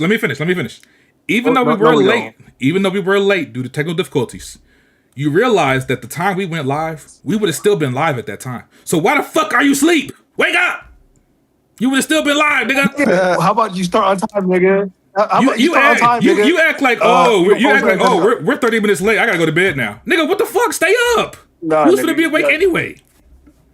Now you done missed the whole fucking topic. You done missed the whole topic and you ain't seen no movies, nigga. Go to bed. Bye.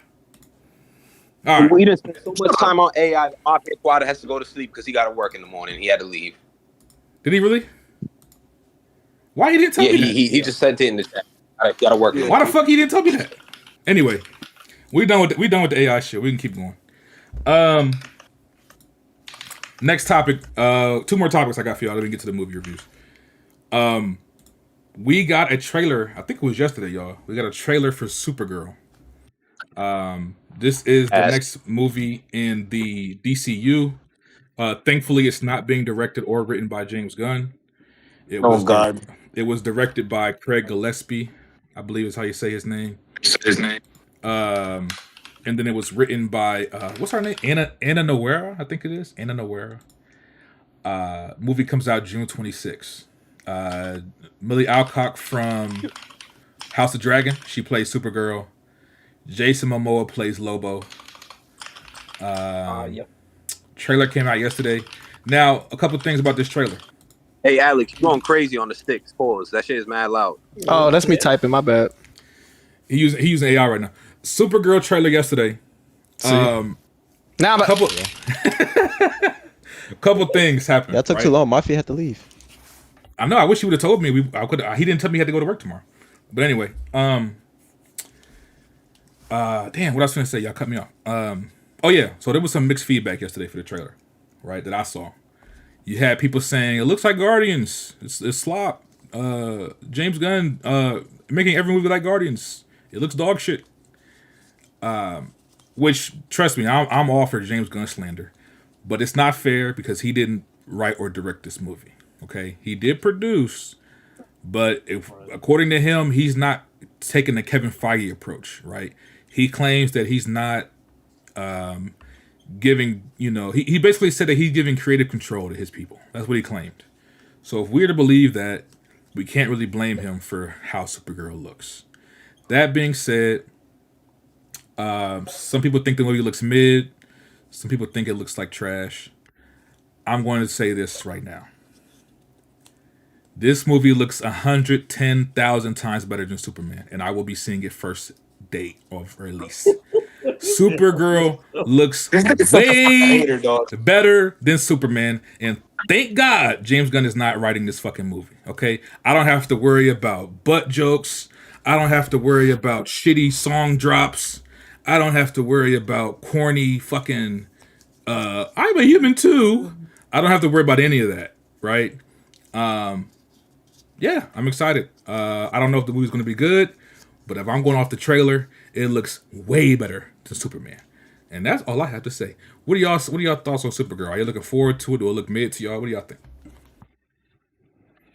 Let me get this out the way real quick because I'm going to be real quick with mine. As somebody who was just mad on Superman, I was with Wonton on that. Like, it wasn't what everybody said. I gave it a 7. I watched this trailer. I have zero interest in seeing the movie. Zero at all. I'll let everybody else take from there. That's all I got. I'm only interested for Lobo. That's it. Yeah, I don't care. Maybe I'm a Marvel fanboy, but yeah, I don't give a fuck. I just don't. I don't know. I'm a fan of Millie from House of the Dragon, so I was already on board with that. And Jason Momoa as Lobo waited so damn long for this shit, so Fire. Looks on point. I did. To be fair, I am kind of sick of James Gunn's writing because that what's it called? You gave Superman 10, nigga. Season 2. Yeah, you gave it fucking 10. Right. I told you, Saint and Deontay, they hang 10s out like cookies, nigga. They just do it. You get a 10, you get a 10. Everybody get 10. They just hand out 10s like I didn't give Peacemaker a 10, you fuck, nigga. No, you gave Superman you talking 10. about Superman. You talking about Superman, nigga. I'll give it a 12 just because you keep saying it. What do you get? What do you get Peacemaker season 2? Like, your 10s are meaningless, nigga. Peacemaker is a 6. Yeah, I agree with you. It's about a 5. That ending was really bad. It was I really agree with bad. you. It fucked it up for me. Let me say this. You know, and go ahead, real quick. Yeah, but it's funny because I've been seeing people saying like, "Hey, man, Marvel versus DC is back. DC finally giving Marvel some competition." And I'm like, I I mean, don't know. I'm still way more interested in see what the you fuck they do with you know Avengers, why nigga. though? You know I why think that though? has more to do with Marvel than it has to do with DC. Yeah, exactly. Marvel is so ass. Which I mean, to be fair, they had Thunderbolts and Fantastic Four this year that were pretty good. That was But good. hold on. I hope the stream And is still Spider-Man next year as well. I enjoyed Fantastic Four though. I enjoyed it. And Fantastic Four was fire to me. I enjoyed Fantastic Four more than I enjoyed Superman. I did too. Same. But So I think a lot of that has to do with the fact that the DCEU was so ass, and DCU, even though it's not amazing so far, it's off to a better start. But I'll say this about Supergirl, right? The main reason I think it looks better than Superman, one, Supergirl's personality. She's not all fucking well, golly gee. She seems to be a little bit rough around the edges. You know, she's probably gonna be cool as fuck. You know, unlike Clark Kent. So that's a plus. Two, the action. The action in the trailer look way better than the action for Superman. Say what you want about Superman. My two biggest issues are the action and the story. Both of which look better based on the Supergirl trailer. To me, the story looks more interesting. The action looks better. So those two things alone, I'm looking forward to it. But aside from that, I don't really have a lot of high hopes for the DCU. And I think I've said it. I don't know if I've said it publicly, but I'll say it here. I am taking a stand similar to my Avatar stand. I'm not watching any James Gunn written product for the foreseeable future. I'm not going to go see. No, please trust me. I'm not lying. I'm not going to go see Superman: Man of Tomorrow. I'll leave that to the other movie guys. I won't be watching any TV show, whatever. Put it this way: if James Gunn fucking wrote and direct, I'm not watching it. Okay, I'm just not doing it for the foreseeable future. That may change in a couple years, but for now, it's not happening. But yeah, any last thoughts on Supergirl, Tyrek? One thing I know is Juan's a glutton, so he's definitely gonna watch all this shit. So everyone, just ignore what he just said. Yeah, I'm just glad you're awake now, buddy. I'm glad we started on time. You know. Anyway, but no, I'm just excited to see Lobo on screen. I think there's not a lot of Superman villains that can kind of match like the power of Superman. And Lobo's like one of the few. So it's going to be interesting to see how they kind of pull him off and how Supergirl kind of like he's going to be anti-hero. He's not going to be obviously be a villain. Like he's normally anti-hero. So it's not going to be like, and I'm pretty sure he's going to be a recurring character that comes back over and over again. So it's interesting to see what they do with him. Yep. Well, that's all I have for Supergirl. So we'll see. Again, it comes out in June. Hopefully, we get a second trailer in the next few months that shows a little bit more because a lot of people don't seem to be impressed by the first trailer. But we'll see. All right, last topic I have, and this is coming fresh from yesterday. Yesterday was the Game Awards last night, and as part of the Game Awards, we got a trailer for the new Street Fighter movie. Man, there's a new Street Fighter movie coming out. We got the first trailer, a lot of character reveals. I want to know what y'all thought about. First of all, did y'all see the trailer last night? Yes, I saw the trailer. That trailer looked terrible. You didn't see that? You didn't see the Street Fighter trailer? Roman Reigns? Oh yeah, I did. It looked ass. The cast tells you it's gonna be generational ass. You got Andrew Schultz, Alexander Volkanovsky, 50 Cent, fucking Roman Reigns, Cody Rhodes. Like that is it, it's gonna be good ass though. I feel like it's gonna be one of those terrible movies that you can laugh at and enjoy. Do y'all think why the fuck is Andrew Schultz in this movie, by the way? Do y'all think it's gonna be better than Mortal Kombat, the last one? Piece of shit. I mean, anything's better than Mortal Kombat. The last one wasn't that bad. We can make a movie right now. The last one wasn't terrible. Yeah, it wasn't that bad. I use my iPhone camera right now. We could set up a home base fighting ring. That'd be better than fucking Mortal Kombat. That shit was ass. That shit was fucking. Y'all know what's funny? It don't take much. You know what's funny? We actually talked about it on the podcast. I think it was last year or 2 years ago. the directors that did Bring Her Back and Talk to Me, originally they were supposed to make the Street Fighter movie, but they dropped out. So I don't know. Maybe they dodged a bullet. So, That probably you know tells you who's that they wanted more directing it, though, right? control than they were willing. I don't know who's directing it right now. I don't know. Who own the right? So that, No idea, but that shit Eric, looks terrible. That looks like 90s bad. Like you want to talk about the last Mortal Kombat movie, nigga? That looked like Mortal Kombat Annihilation bad. Remember the joint Shao Kahn? They had Goro open that bitch. So Yeah. that you remember that Eric Andre movie that was on Netflix? Oh, He's in that shit too. Bad Trip. That's the same director. That shit was funny. That's though. why That this shit was movie. funny. That movie wasn't that bad, like but comedy kind of like. that's a weird choice though. It wasn't bad, but it wasn't good. That's a either. weird Like, it was choice just for like, director. okay. What the hell? Yeah, that's why you see Eric. But Eric Andre's in the movies. Now that movie. makes sense. And that's why you got Andrew Schultz as well. Like it's obvious what they're trying to do. It's gonna be one of those kind of comedy, like not too serious. They're not, it's not taking itself seriously, which That's the one will thing make it that's probably not that bad. That's Yeah. the one thing that's Wrong gonna with save that. this movie is the fact that they're not too serious. Who the fuck Oh, is who that? is that? Who is that? Who is that? What the fuck are you That's Alex. doing? What the fuck? Come on, Alex. Oh, yeah. Yo, this girl drunk and sent me a video of it. Come on, bro. Out of there. I forgot. I was gonna say. Sex tape, nigga.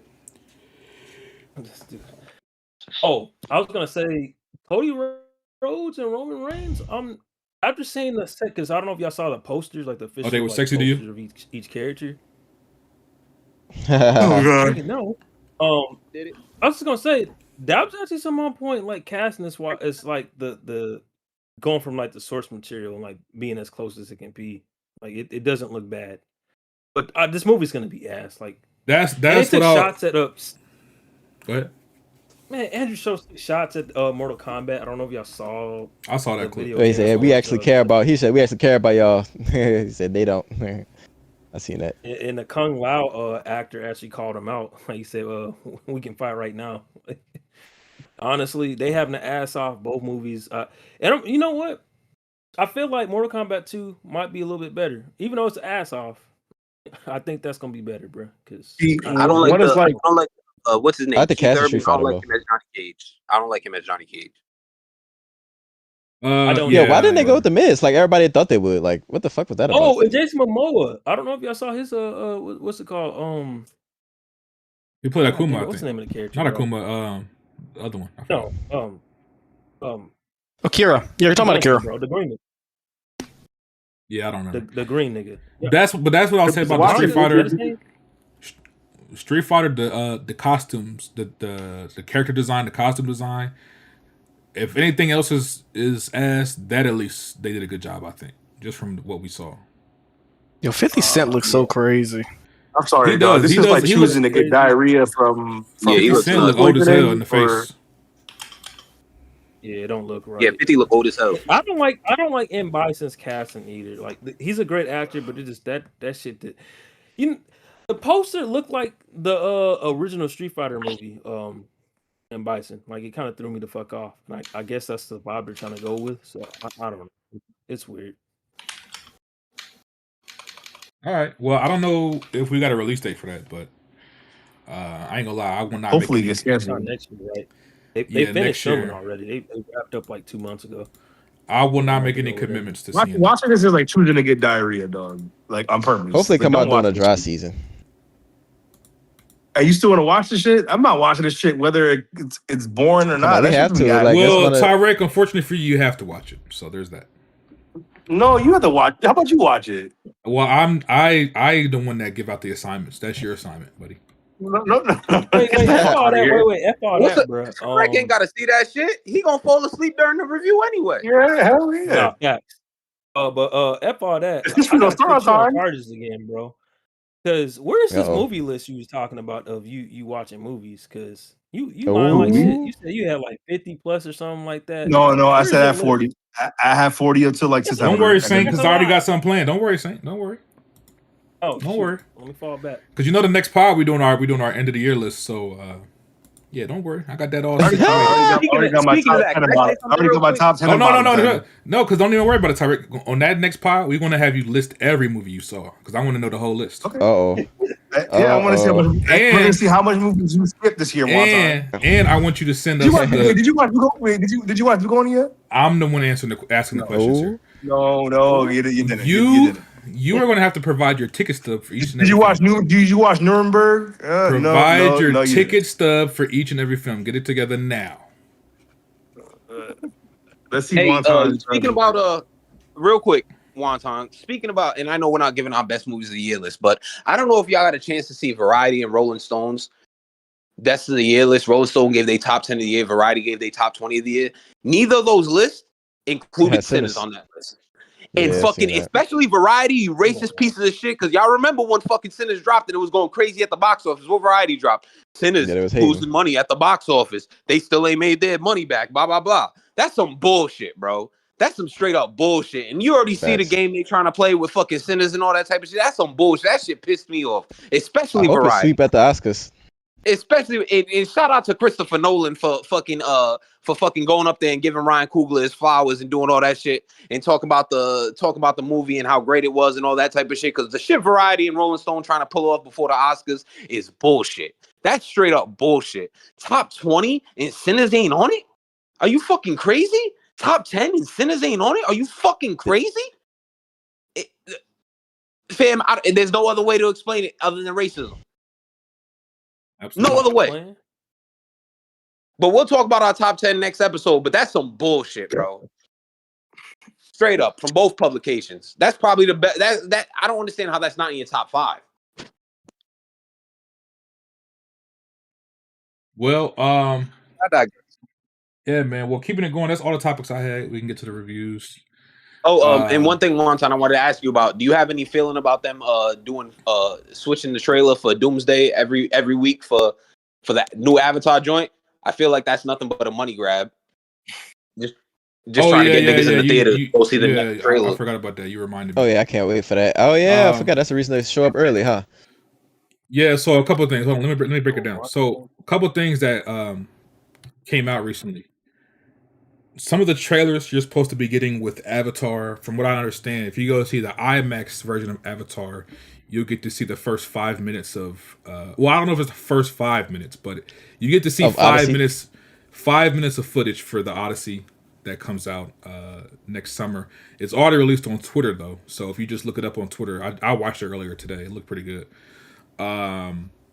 So that's something. And then also as a part of the trailers for Avatar, apparently Marvel is releasing, like, I heard they're real short, like a minute long, but apparently they're releasing short teasers for Avengers Doomsday before Avatar, but they're doing 4 different ones each week. I posted the schedule in the Discord. Let me pull it back up here. So they say December 19th, that's the first day that Avatar comes out. You get a teaser for Doomsday. December 26th. Oh, it's not a trailer? It's not a full trailer. No, it's not a full trailer. They said it's like a minute or two, just like yeah. They said I think they said a minute and 40 seconds. Right. Yeah. It's like a little teaser trailer. It's not a full trailer. But there's 4 different ones. So the first one December 19th, the second one December 26th, the third one January 2nd, and then the fourth one January 9th. And then I would assume sometime after January 9th they would just drop the whole trailer online. But yeah, like BT said, I think it really is just a marketing thing. They trying to get people to go to Avatar. Well, for one, and this is my other issue with Avatar. They're milking the bullshit, bro. They want you to go see the movie fucking 5 times so you can A, boost their box office, and B, go see the Avengers trailers. They always do this bullshit with Avatar, putting it in theaters for fucking 10 months. That's that bullshit they did after Endgame broke their record, and then they fucking put it back in theaters just to get the record back. Bullshit. The movie being in theaters for fucking 10 months out the year. Like, bro, they're fucking stat padding the box office. But anyway, for anybody that cares to see the trailers or the teasers for Doomsday, go see Avatar. You'll be able to see 4 different ones. But yeah, that's all I have for topics. We can get to reviews. And we spent 2 hours on topics. That's crazy. Yeah, man. We you know the AI shit get heated, man. Too bad Tyreek was asleep. Loki probably don't even need to do reviews. Well, I would love to. What, brother? We ain't even hit the 2 hour mark, brother. Come on, brother. I'm kidding, hoes. Damn. What's his name? Christopher. Red Pit. Yeah. I need your review on Zootopia 2, brother. You know Zootopia 2 came out, and I haven't checked recently, but the last time I checked, they said that movie was at $900 million. $1 billion. It already hit $1 billion. It's $1 billion across the $1 billion. Yep. Wow. So Zootopia 2, I think this is the first $1 billion film for Disney all year, if I'm not mistaken.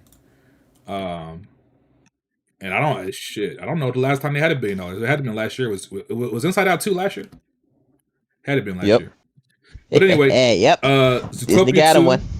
I haven't seen Zootopia 2, but from what I hear, it's very good. I've seen nothing but good reviews for it. It's making a lot of money. Red Pig, take it away. What were your thoughts on Zootopia 2? This is one of my favorite movies of the year, man. This is low-key a very powerful movie. I think Alex will love it. Like Inside Out 2, like he loved it. You know, he had some things he could relate to it, like Inside Out 2. You know, he had, anxiety, all this depression, all this other shit, all these emotions, right? Well, this movie here, nigga, this is before I get into the message and shit, the animation is gorgeous, one of the best looking movies of the year. So you couldn't even finish a thought. What the hell? Hold on, I say before I get into that, watch your fucking mouth, nigga. See, that's the anxiety I be talking about. Calm your fucking nerves, when you see a plate of food, I can see you just picking up nerves. Mac and cheese, dropping that, getting a green bean, putting the green bean down, sniffing the gravy. Get your thoughts together, nigga. Anyway, like I was saying, pussy.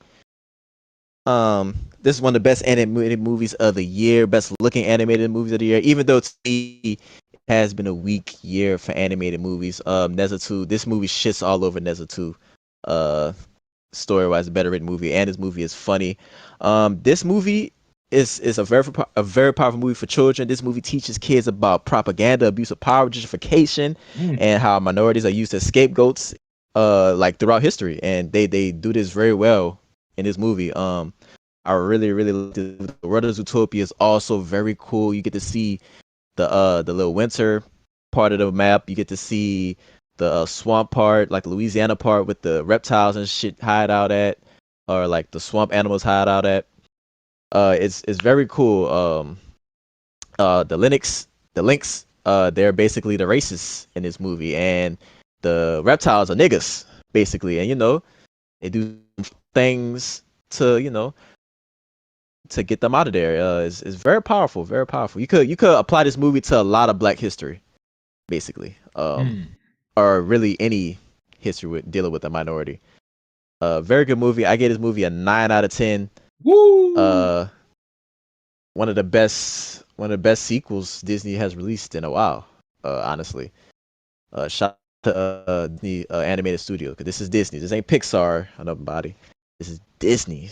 So yeah, I'm not surprised you made a lot of money. Why did he moan that? This is Disney's. So shout out to them, man. I think everybody in here should go watch this, man. Very powerful movie, and it's pretty funny. Voice acting on point. Everything is just I will say, and y'all could, and I wish we could watch this as a Discord movie, because y'all would see certain characters, y'all be like, hey, look at Benji, hey, look at Jack, hey, look at Alex, hey, look at Wanta, you know what I'm saying? Look at Chop. This one of those movies, man. Was once on the chinchilla. Yeah, man. Hey, this movie just touched something to me. I was like, damn, this shit deep. Like, damn, they trying to erase history. What's the name of that black neighborhood that got destroyed, or they set on fire in Oklahoma? I think it was Tulsa. Yeah, Tulsa. Yes, bro. The last movie. I feel like this movie. Last surviving member of the Tulsa massacre just passed away, actually. Yes, bro. I feel like this movie literally pulls from that. It literally pulls from that. Oh man. Hey, define the Tulsa massacre, Red Pig. White people, we had our own little Wall Street and all that other shit, and white people's like, hell nah, y'all getting too powerful. We don't want that shit to go down. They do what they do. They colonize. That's your people. Alex, you have that, nigga. You have pure white in your fucking blood, nigga. So I know. You know what it is. Y'all think if Alex went to jail, he would join the Aryan Brotherhood, or he'd be with the niggas? Well, for one, I got to look at the. Yeah, I'm looking at the demographics. How I ain't many gonna got lie. more? He could have his pick of the litter. He could pick one, whatever he wants. Yeah, he's gonna rest the Nah, Latin kicks, nigga. I can go with the Chicanos. And- I can go with the. Nah, nigga, Listen, Yo, listen, Jack. listen, Jack. I never said I just found out what the fuck oppression and racism is. I said this does a creative job at explaining it or showcasing it to kids, nigga. Very powerful movie. So You know, I'll say this. it tackles these subjects in very creative. I've never ways. seen the I thought he was first done. I thought he was done Zootopia, talking. I thought he was done talking. It's pretty good. Wait, Tarek, you saw Zootopia too? Are you seen it, Tarek? I'm talking about the first one. He said he didn't watch the first one. Oh, yeah. Oh, okay. Yeah, the first one is fire. Yeah, the first one is fire. Yeah, This so came I out what, think- 2016? Yeah, it's The first one? this one just as good. I was about to say. Yeah, 2016. I saw the first one. I remember it being good. Haven't seen this new one yet, but I do plan on watching it when it hits Disney Plus. I will watch it then. Look at this motherfucker, dog. Look at him. Setting a bad example. Nigga, I'm a grown man. I can't go to see those damn Zootopia 2, nigga. But anyway, What? They put on a list doing that shit. Wait, nigga, what? nigga, Like, they're gonna call the police. But on me you if I a walk big past. grown ass man who They're- sit and fucking rub his ankles to anime, nigga. Like, what are you talking about? Christopher. Nigga, You talking about just you watch too Demon fucking Slayer by yourself, grown to nigga? watch that. Okay, Right. wait, Christopher. Hold on, The wait. fuck? Let me talk. I'm Wasting not- popcorn all over your belly and shit, nigga. Legs crossed. I was watching finna- anime I was- and shit. Watching kids moaning. Oh, like what the fuck? Hey, So if like, you let me talk, but you niggas be forgetting where you come from. let me talk, you ugly bitch. Go Let me ahead. talk. I wasn't saying that to shame you, okay? I was saying that because if I go to sit my big ass in Zootopia 2, they're gonna call the fucking police. They're not, because I went by myself. I went to see it by myself. Chris, you are 110 Okay. pounds. You're pretty. You have pretty privilege, Bro. You can't. I They can't do the had same old things white you men do. in there watching it. What are you talking about? They I literally had can't- old white men in there watching it. keyword white. I cannot do the same things. That Nigga, you you're do, bro. white.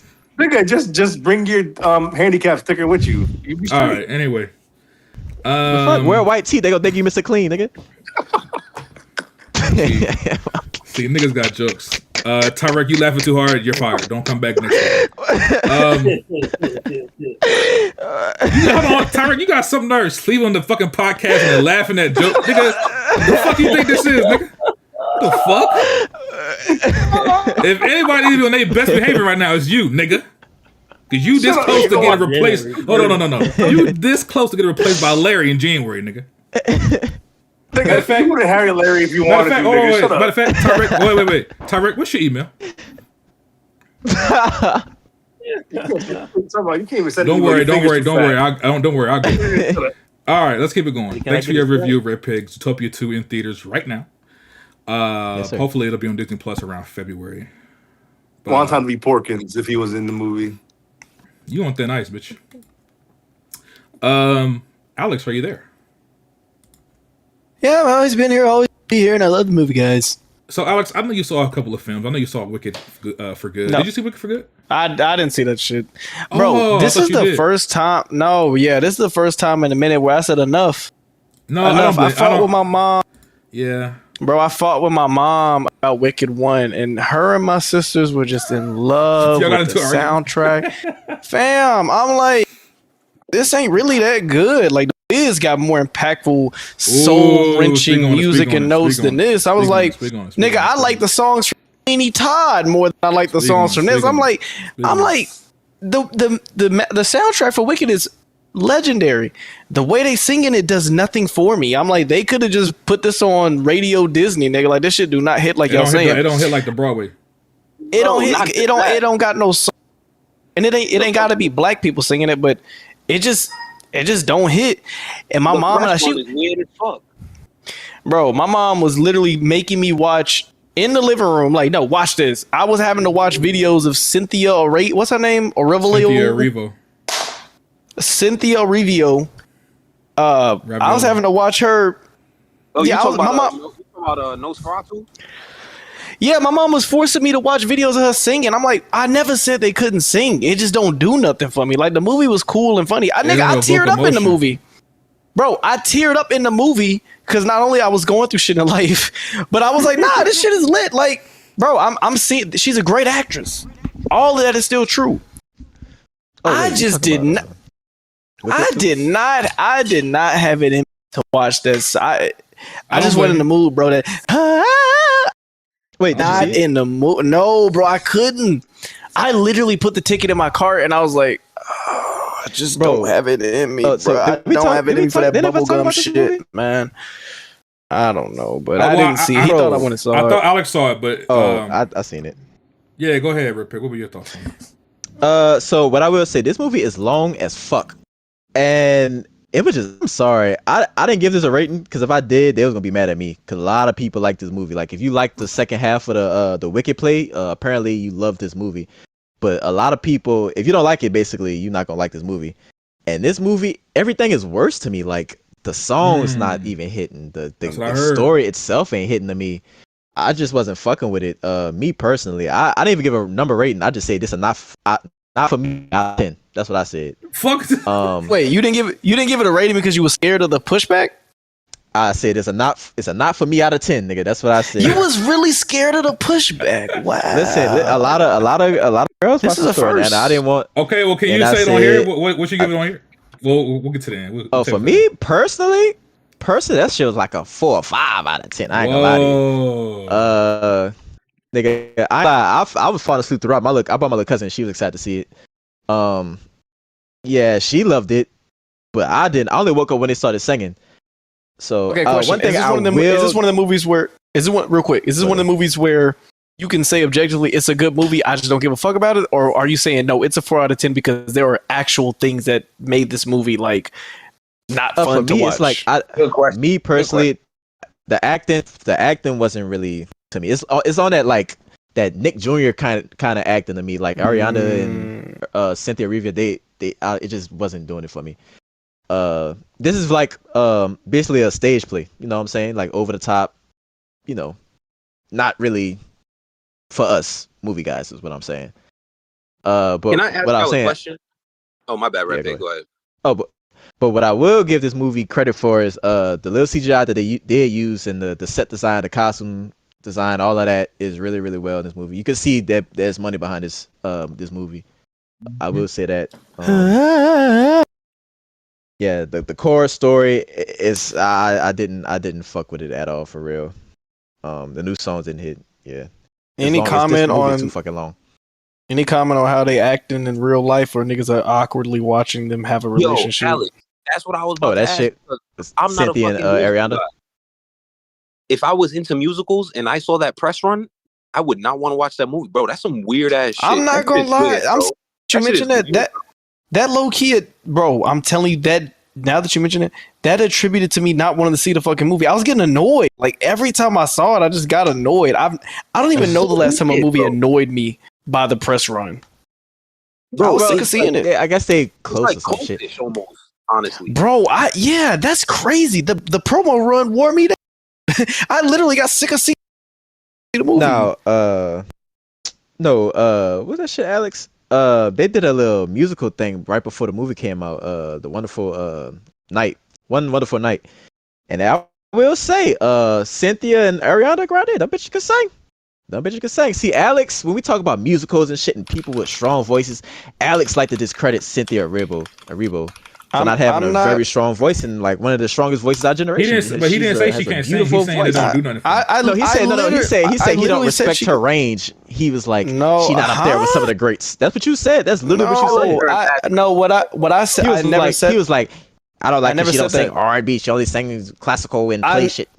I never said that. I said that you're conflating the argument I had with Tick. With Cynthia Erivo, I literally said her voice is fantastic. It doesn't give me anything that's identifying her to be a unique voice. Stevie Wonder is a great singer, a phenomenal, wonderful singer, one of the greatest singers we've ever heard on a mainstream stage.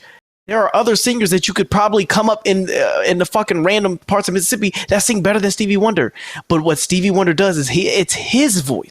It's how his biological anatomical throat pushes out an A flat the same way that my A flat may sound different. The texture and tonality of your voice matters. Cynthia Arovola doesn't have that for me. You know what I miss? Does. You know what I miss? Definitely. Look You at know what I miss, bro? This nigga gave himself a hernia. Look at that. Look. Second, Hey, her second hemorrhoid. Nobody can do it like her, popping nigga. out your ass. Real quick. Bro, stop. I miss when Ariana Grande used to pretend she was a Latina. Right. She was fine as hell. Now that she went into like embracing the fact that she's a white girl, she just looks terrible. She looks like sickly. But when she used to pretend she was a Latina and shit, she used to get the little spray tans and shit. She was fine as hell. I see why that nigga Mac. Never mind. Hey, I just bet it used to be fire. I don't know if it's still fire, but at one point it was fire. You talking about Big Sean and Mac Miller? They said Big Sean got a piece on him, so I know Ariana was. Hey, that's how you know. Oh, he's a gaming fanatic. Hey, man. Yo, I'm just saying. They did say that's why they call him Big Sean, right? You heard that rumor, right? When she tried to say she was Latina, when she tried to pretend like she was a Latina, she was bad. Now she just looks crazy. Like it looks y'all like go listen. Y'all go listen to Happy Days or Her Again. Go listen to that. Cynthia Erivo and Ariana Grande. Go listen to that. Great vocal performance. That's what this movie gives to great vocal performance, even though the song didn't do it for me. Yeah. That's just on my bag. This movie does have great vocal performances, but other than that, yeah, not for me out of 10. I'll stand by that. Yeah, and this shit got like a 90 something though. For at least the audience score, got like a 90 something, like a 98. See, this woke mob is getting out of hand. This woke mob, they out of pocket. See, Wicked for Good, Rotten Tomatoes. I think the people is fucking with it. Yeah, I got a 93 on Rotten Tomatoes, but the critics gave it a 68. So that's not a real score, user score. You know, a whole bunch of women and their daughters when they would watch the shit and loved it still. So a lot of theater. Oh, it ain't just women. No, nigga, it's just one of the movies where like it's a certain demographics gonna fuck with it and they're gonna amp the user score up. That's it. Oh, whoa. Usually when you see a difference like that, is either because the critics are watching it, don't really give a fuck about it.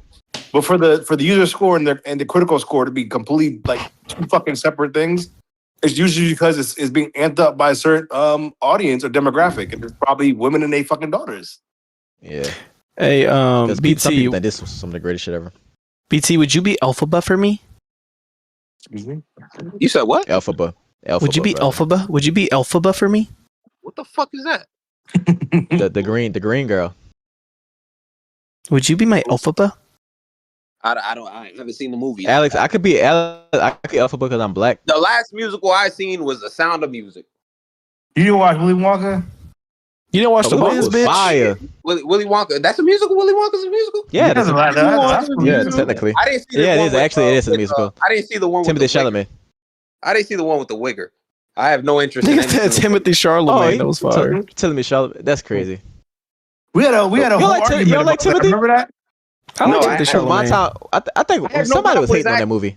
I have no problem with his acting. He can someone act. was hating. Yeah, someone was hating on the movie. I remember one day y'all niggas hating on that. That movie was fire. Timothy, low key, Timothy don't have no misses. I can't think of a bad movie. I literally can't think of a bad movie he's been in. Yeah, I'm excited to see that ping pong movie. I can't wait. Supreme, yes sir. He called him the wigger. That's funny. No interest in anything with Timothy Chalamet. Good actor. Why It's the same reason why I hate a motherfucker like Wonton. You an NFL fan. It's the same reason why I hate a Jackson Dart. Okay, no, I get that, but like he's the new Leonardo DiCaprio. Like he's good actor. I'm not discrediting him as an actor. I just don't care for him. A Jackson Dart, everybody pray. Oh, look at all the swag. Oh my God, hey, look at his competitiveness, his swagger. Oh my God, the swag he brings to the field. He hypes everybody up. Whereas Shador, fucking, he ain't a team player, Mister. He do the same shit, and this Mister fucking it's the same thing with Jackson Dart. You know what I'm talking about? No, that's true. Mm-hmm. Right. Yeah, that's why I don't care for people like Timothy Chalamet. And Wonton love him some Timothy Chalamet, nigga. I just fuck with he's a great fucking actor, man. Timothy. He's a very good actor. I just don't care for him as a person. That shit lights his white side up. That's why he likes that shit. I just want to see. All right, I you like Lord of the Rings, bitch. You ain't nothing but white. Hell yeah. Lord of the Rings, Star Wars, Battlestar Galactica. Hell yeah. Fucking white boy. Mace Windu's in Star Wars, dog. Speaking of that, Tyra, you seen Wonton big ass trying to hit on the Hobbit? Oh yeah, the CG was bad. All right, well, the CG was bad. In that clip, it did not look good. That's what I said. But it was low res. Why would you even comment on how it looked if you know it's low res, nigga? What the fuck? Yeah, it looked bad. Not a pretty. It wasn't even about first of all, it wasn't even about the resolution. It looked bad. It looked like bad CGI. No, it don't. You have to watch that shit it like don't. full resolution. It don't look bad. You're gorgeous, nigga. You're wilding. Didn't look good. Anyway, why just be trying to hit on shit like ugh? No, y'all just Turn like off. bullshit. Y'all like bullshit. That's my turn. Oh, you like shit. Y'all hyping up mid and dog shit is an ick. Anyway, how about the Flash, nigga? What the fuck are you talking about? The Hobbit 3 is better than Dune 1, nigga. I'm watching Hobbit 3 over Dune 1 anytime. Well, that's because you're slow.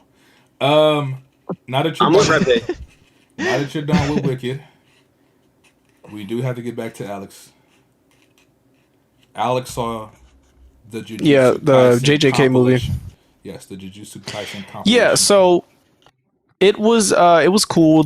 It pretty much was half of the movie or half of the showing rather was a condensed season 2. They kind of skipped all of the filler in the beginning part and just showed like a condensed last probably 5-6 episodes of season 2. It was cool. There's nothing really to tell about that. Episode 1 and 2 of season 3, I'm excited, bro. I'm excited. One thing I was hoping was to see a increase or maybe a steady level of quality for the animation. I'll never forget when season 2 Jujutsu Kaisen came out. Immediately, all of us talking, "Yo, this animation looking crispy as fuck or smooth," or they were being expressive. And as season 2 went on, by the end of the season, every episode, my friend Evan and I were literally texting each other, peak, because they were going crazy with the animation. Like, it was a spectacle. And that was my main thing. I was like, oh my God, I've seen animes where season 2 is fire, whatever the fuck. The next season, you see a drop off in budget and or direction. Not too much to where it's not what you're used to, but there'll be certain tricks. We even saw it in the Demon Slayer where they might use CGI effects or they might do like a weird texturizing overlay. Like, I've seen it done in different ways, and I'm like, I didn't like that direction. And sometimes it's a motif throughout the season. Anyway, the animation is still top tier. The fighting is still fire. Obviously, they're setting the stage for what's to come, so they can't give you too much, but they did wrap up a couple questions that I had at the last part of season 2.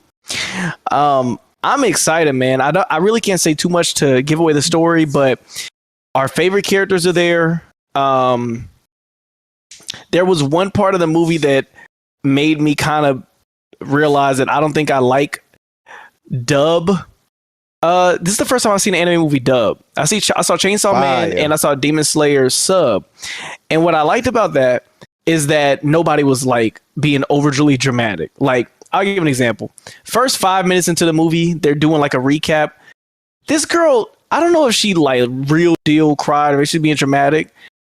A character got shot or died, and she was like, oh my God. Like, she like did this wail. And I'm like, God damn it. If you like, why are you acting like you've never seen this? We've all seen season 2. Like, why did you immediately have this visceral reaction? And I'm not attributing that because it was like English actors, but when I went Demon Slayer and Chainsaw Man, complete silence because these niggas are trying to read. It wasn't no talking. It wasn't no yada yada. And shut the fuck up when we in the movie. But it was really cool. I'm excited. I'm excited to see where it goes. I think I prefer, if I'm being honest, I think I prefer a full feature film. Because I just watched season 2.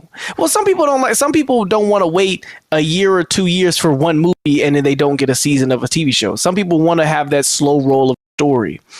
Like Demon Slayer is only doing movies now, from what I understand, right? But because it's at the end, they just finishing out the I mean, yeah, but I'm just saying they're only doing movies. So from the last movie and after that. Going from Chainsaw Man, where it did feel like that story, it was a progression of the story, but it did feel like a blip. It felt like a side.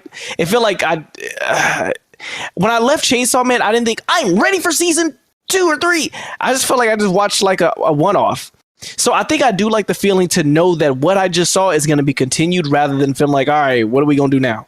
Or when do we get another one? So cool little 2 episodes. Honestly, I wouldn't say it's worth going to the movies for. Y'all can wait on this because about 70% of that was a recap. So if you were one of those people that just watched season 2, I literally just watched the entire season 2 the 3 days before this, preparing for it. I thought it was just going to be a quick recap of the last fight. No, nigga. 60% of that thing was just watching 2 in a condensed form without the narrative. So not really worth going to see it in theaters if you're not if you're kind of caught up on the story. Yeah, I read the manga and I'm waiting for the seasons to come out because last time I think I watched like a recap movie was the Demon Slayer one, and I kind of felt pissed off that I had to go. I didn't know there was like a recap then like one new episode. Yeah, I was like, man, I'm not doing that again. So I actually don't like when they do that. I wish they would just premiere like the first 2 episodes and call it at least a movie. Because this is the culmination of the show. Like this next arc is the final part of the show or leading up to it. So the story is done after this. Oh, the Culling Gate. Yeah, this is like the first basically like the beginning of the end. So this is like where it's gonna. Yeah, we're heading towards the climax of the series. Yeah. Oh wow. Yeah. Okay. So this isn't a super long anime.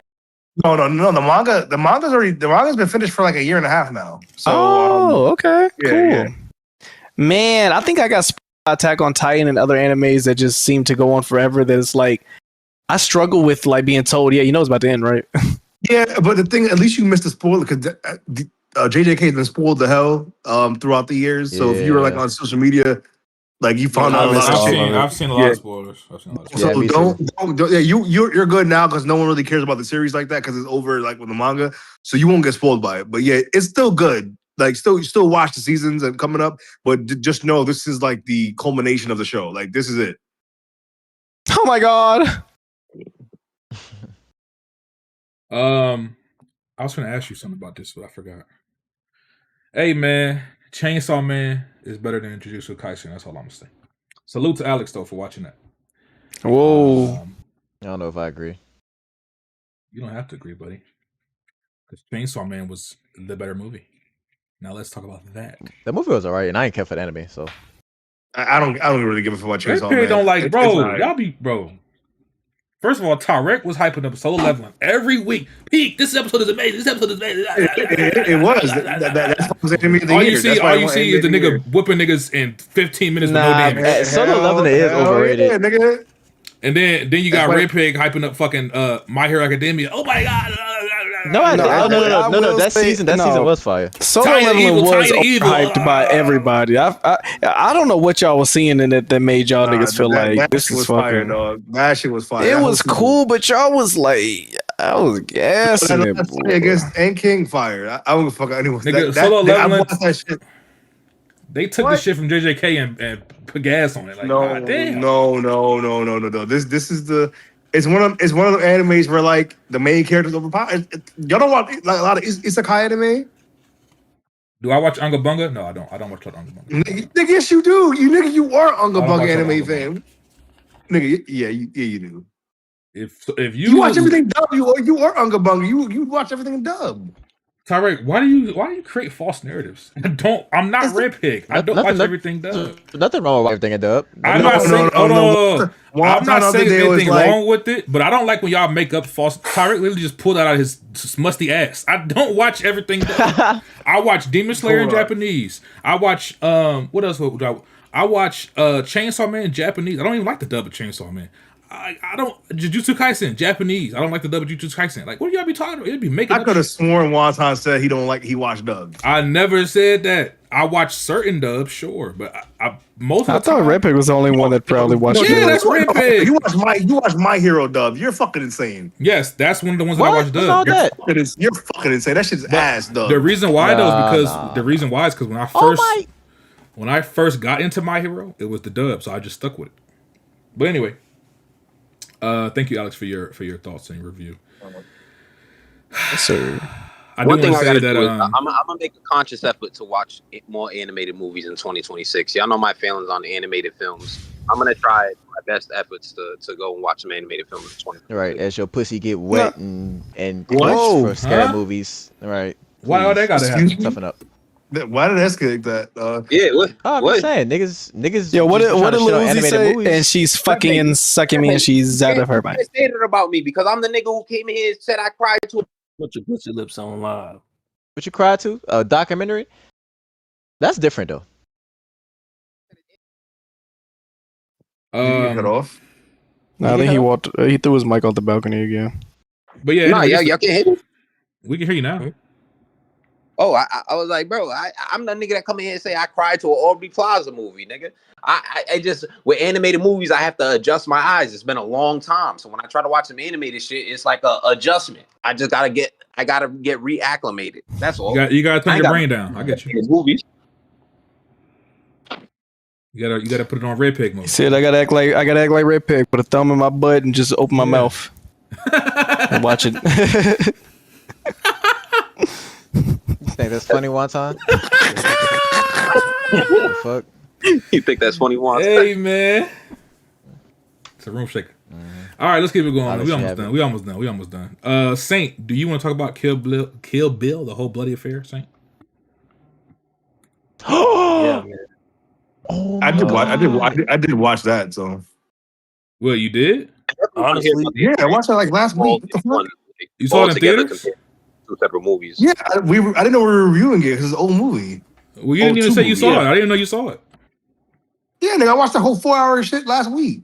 The All fuck? right. Well, let's Saint I talk. He didn't can talk. review old movies though. When did the last time we reviewed an old movie before?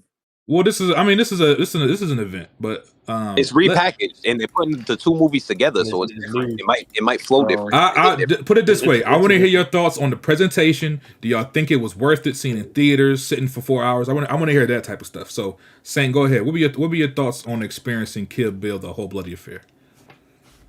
honestly, I may prefer this over the separate films, especially the deleted scenes in there for the animated specifically of Renishi. Lucy Lucy.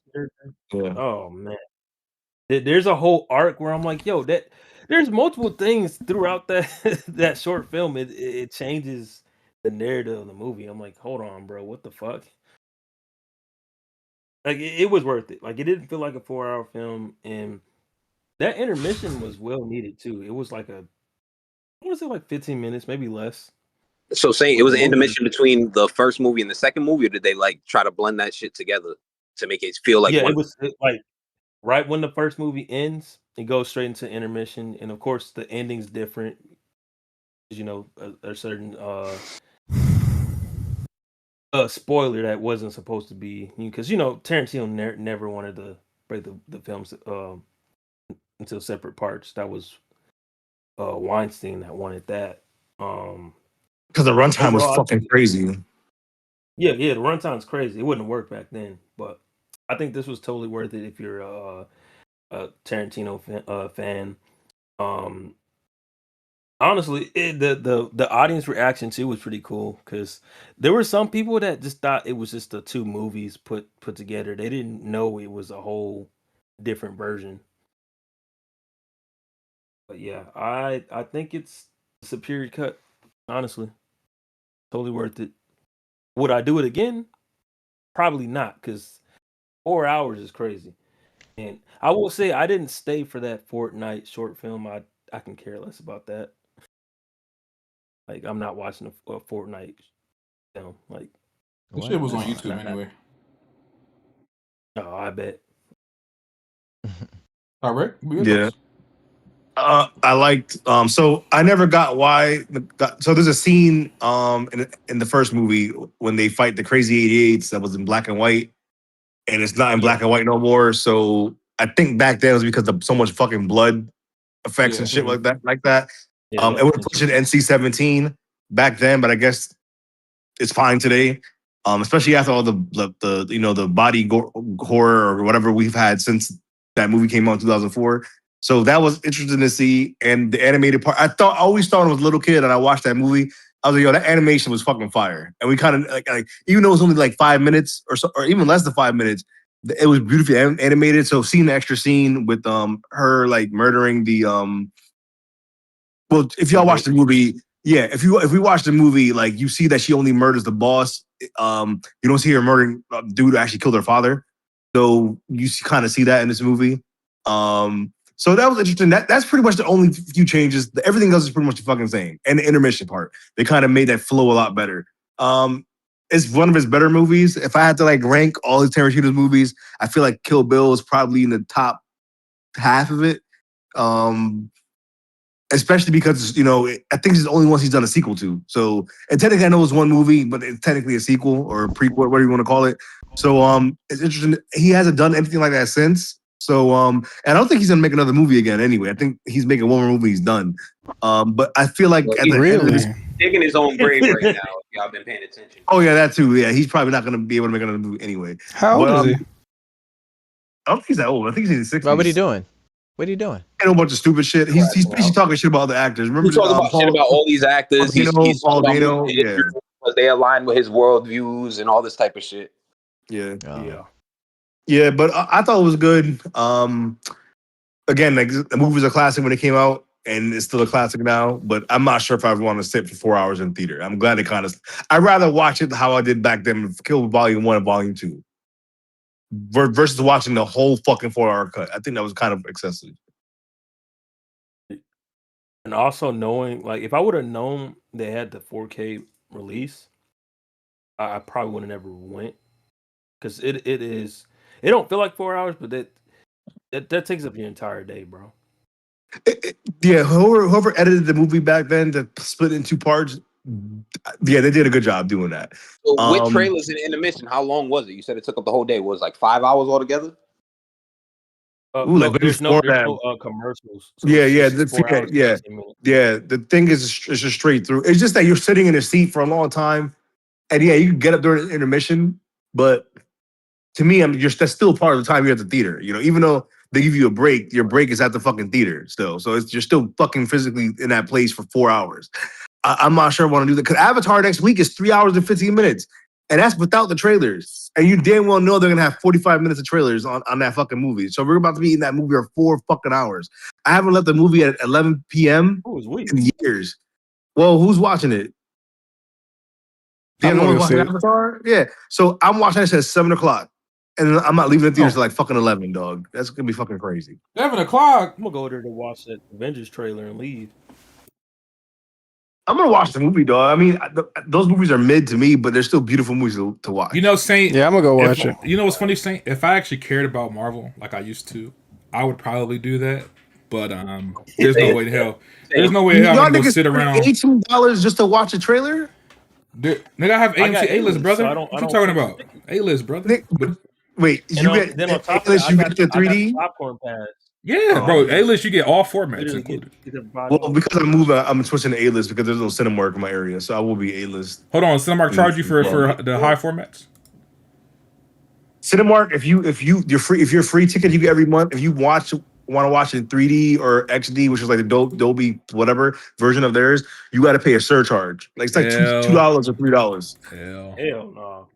Yeah, that's one reason why I'm kind of glad I'm gonna be A-list when I move, because I didn't like doing that shit. Fire. Yes, sir. You join the family, huh? Finally join the family. I'm only joining. Oh, I tried to join last year when Doom came out, but the AMC that's in my area is fucking trash. So I switched back to Cinemark. The seats were broken. The shit wasn't even reclining. I'm like, yeah, get me the fuck out of here, dog. I know.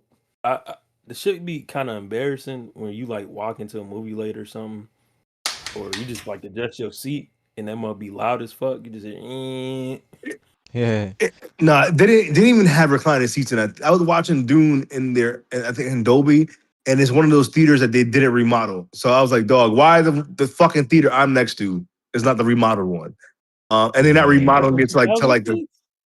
Yeah, it was like the regular seats where you got to go. Like you pick your seat, but all the seats were like regular like movie theater seats that no one uses anymore. Hell no. That shit pissed me off though. Like if I walk into a theater, if I travel or some shit, and I walk into a theater, I see that shit, I get pissed off. I'm sorry, y'all should have been remodeled your shit. Like it should not be taking y'all decades to change the shit over. All right, man. Well, thank y'all for y'all thoughts or y'all review. I'm gonna get this when it hits physical. Hopefully, it hits physical. The rumors are that it will, but we'll see. Couple more reviews and we get the fuck up out of here. Rental Family from Mafia, he had to dip out, but he left a written review, so I'll go ahead and read this real quick. But first, let's pull up a synopsis. Rental Family. This is the film starring Brendan Fraser. The synopsis says, struggling to find purpose, an American actor lands an unusual gig with a Japanese agency to play stand-in roles for strangers. As he immerses himself in his clients' worlds, he begins to form genuine bonds that blur the lines between performance and reality. Confronting the moral complexities of his work, he soon rediscovers purpose, belonging, and the quiet beauty of human connection. So I did not see this film, but I did see the trailer, and if I remember correctly, essentially he's an actor that gets he gets paid to take on roles, pretending to be like family members and things like that. So I think in the trailer they show us a part where somebody hires him to pretend to be their dad, essentially. So I think that's what the synopsis was referring to. But Mafia's review, he says the plot. I thought it was simple yet effective story about an unusual profession where they sell people to their customers to fulfill specific roles in their life. Example, in the beginning, a young woman pays to have Philip pretend to be her fiance so they can get married to give her parents the memory of the ceremony before she leaves for Canada with her female lover. He said, I also like the theme of selling emotions to people who are in need of these connections to give them something they're missing in life. Example, a man who has a funeral for himself with the rental family members mourning him, which makes him feel like his existence has value. He said, as far as the acting, I thought Brendan played a good job at his roles, a person with no connections, and relearning how to connect with people. The visuals of Japan in the movie were also great. He says what didn't work, they didn't go deep enough in the dark side of the rental family business. Example, they didn't explore well enough the mental toll the apology service was taking on Aiko. He says the apology service is where dudes had Aiko pretend to be their mistress so their wives can take their frustration out on her, sometimes physically, while protecting their real mistress. But in the end, Mafia says it's an A- film. He hasn't shut up about the movie since he saw it. He's typed it in Discord about 100 million times, so I think that's safe to say he recommends the film. So yeah, if you can, go check out Rental Family. I'll probably check it out when I get a chance on streaming. But thanks, Mafia, for your review. And then lastly, today actually, Friday, Knives Out 3 finally hit Netflix. It's been in theaters for certain people, I guess. But it's hit Netflix. So if you haven't seen Knives Out 3, you're a fan of that series, you can watch it on Netflix right now. Saint, you got a chance to watch it, right? Say that one more time, brother. You got a chance to watch Knives Out? Yes, sir. Finished it earlier today.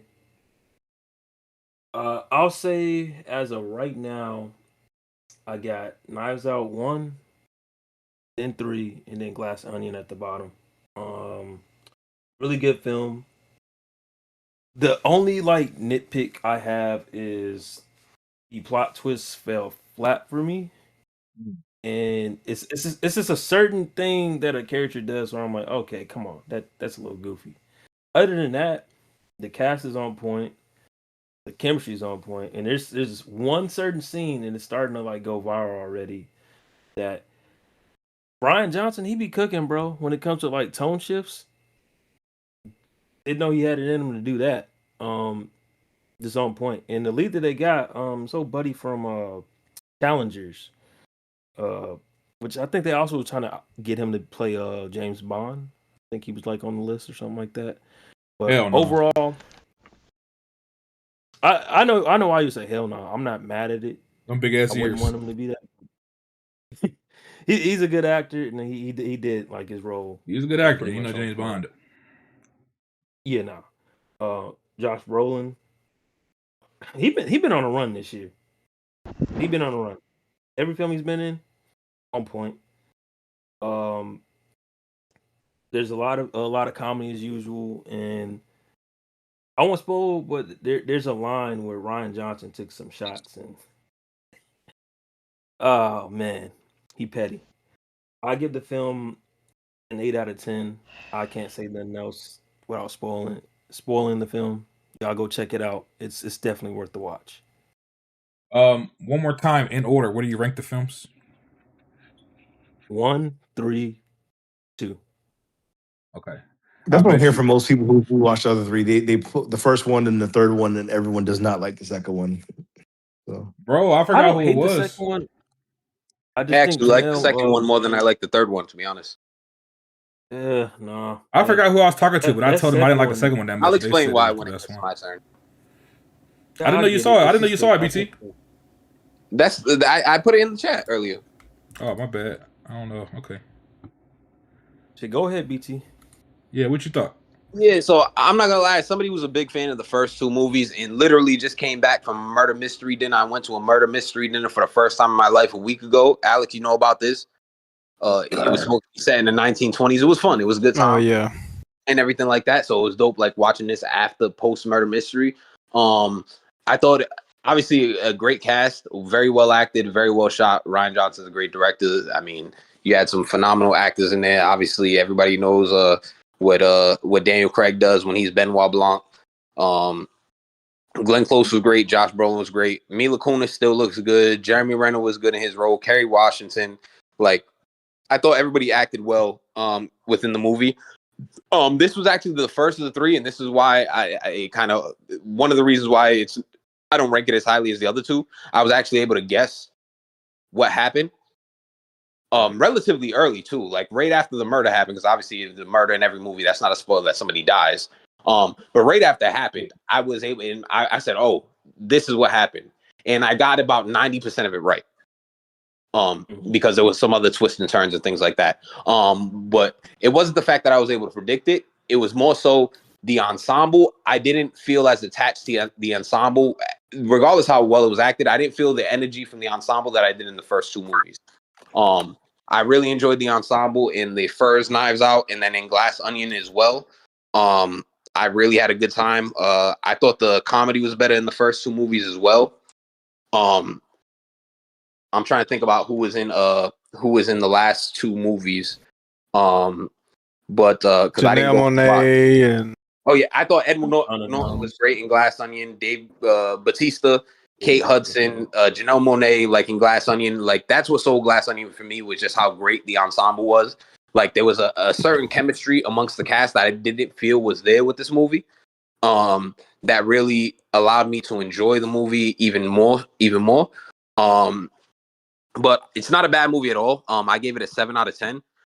As somebody who was a big fan of the first two, and like I said, coming off of my first ever like trying to solve a murder mystery myself, I like this murder mystery birthday party thing. It just didn't resonate with me the same way. Like I felt like the pacing was off for me in this one. There was something about the pacing to where at certain times it just felt like there were times I'd never been bored in the first two movies. There were times in this movie in which I was bored.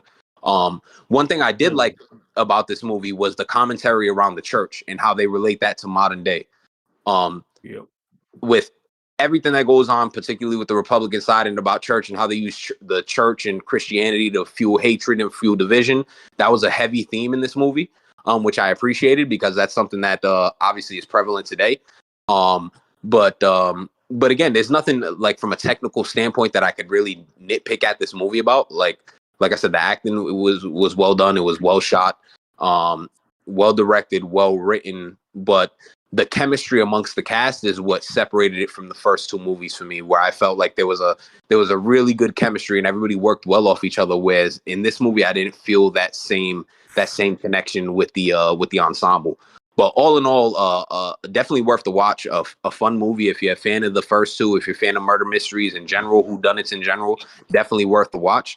But yeah, there was just a couple things here lacking for me that just took away from my enjoyment. And like I said, I was never bored in the first two movies. There were times I was bored here, didn't connect with the people, and then when I first guessed, I was like, I'm gonna be wrong. And then when the movie finished, I was like, holy shit, I fucking damn near fucking got it to a fucking T. All right, question for y'all. What y'all think is a better one? The nigga with the murder on the Isle of the Express thing, I or was just about to ask that question. Like for me, it's definitely the Knives Out series. You talk about the Murder on the Orient Express. yeah, because the murder on the Orient on the Nile was in the Isle. one. I guess those like in the first, like literally, I was like, oh, I think it's this, and I was right. And I was like, well, that kind of took the steam out of. And then Murder on the Orient Express, their sequel they had was the one in Italy, and that would like delved into horror a bit.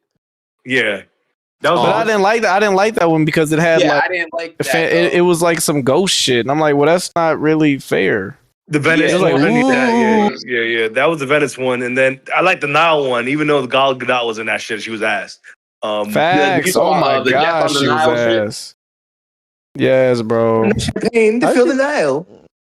Did you ever see that fucking the lady was like, Yo, she is so much to ass. fill up the Nile? That girl who's doing the fake Gal Gadot and shit and nails that shit. You know what I'm talking about? Yeah, I know. Yeah, I seen that. Yeah. Yeah. But the other one was The Haunting in Venice. That was the one that really just didn't land for me at all. That was like the weakest of the three for me.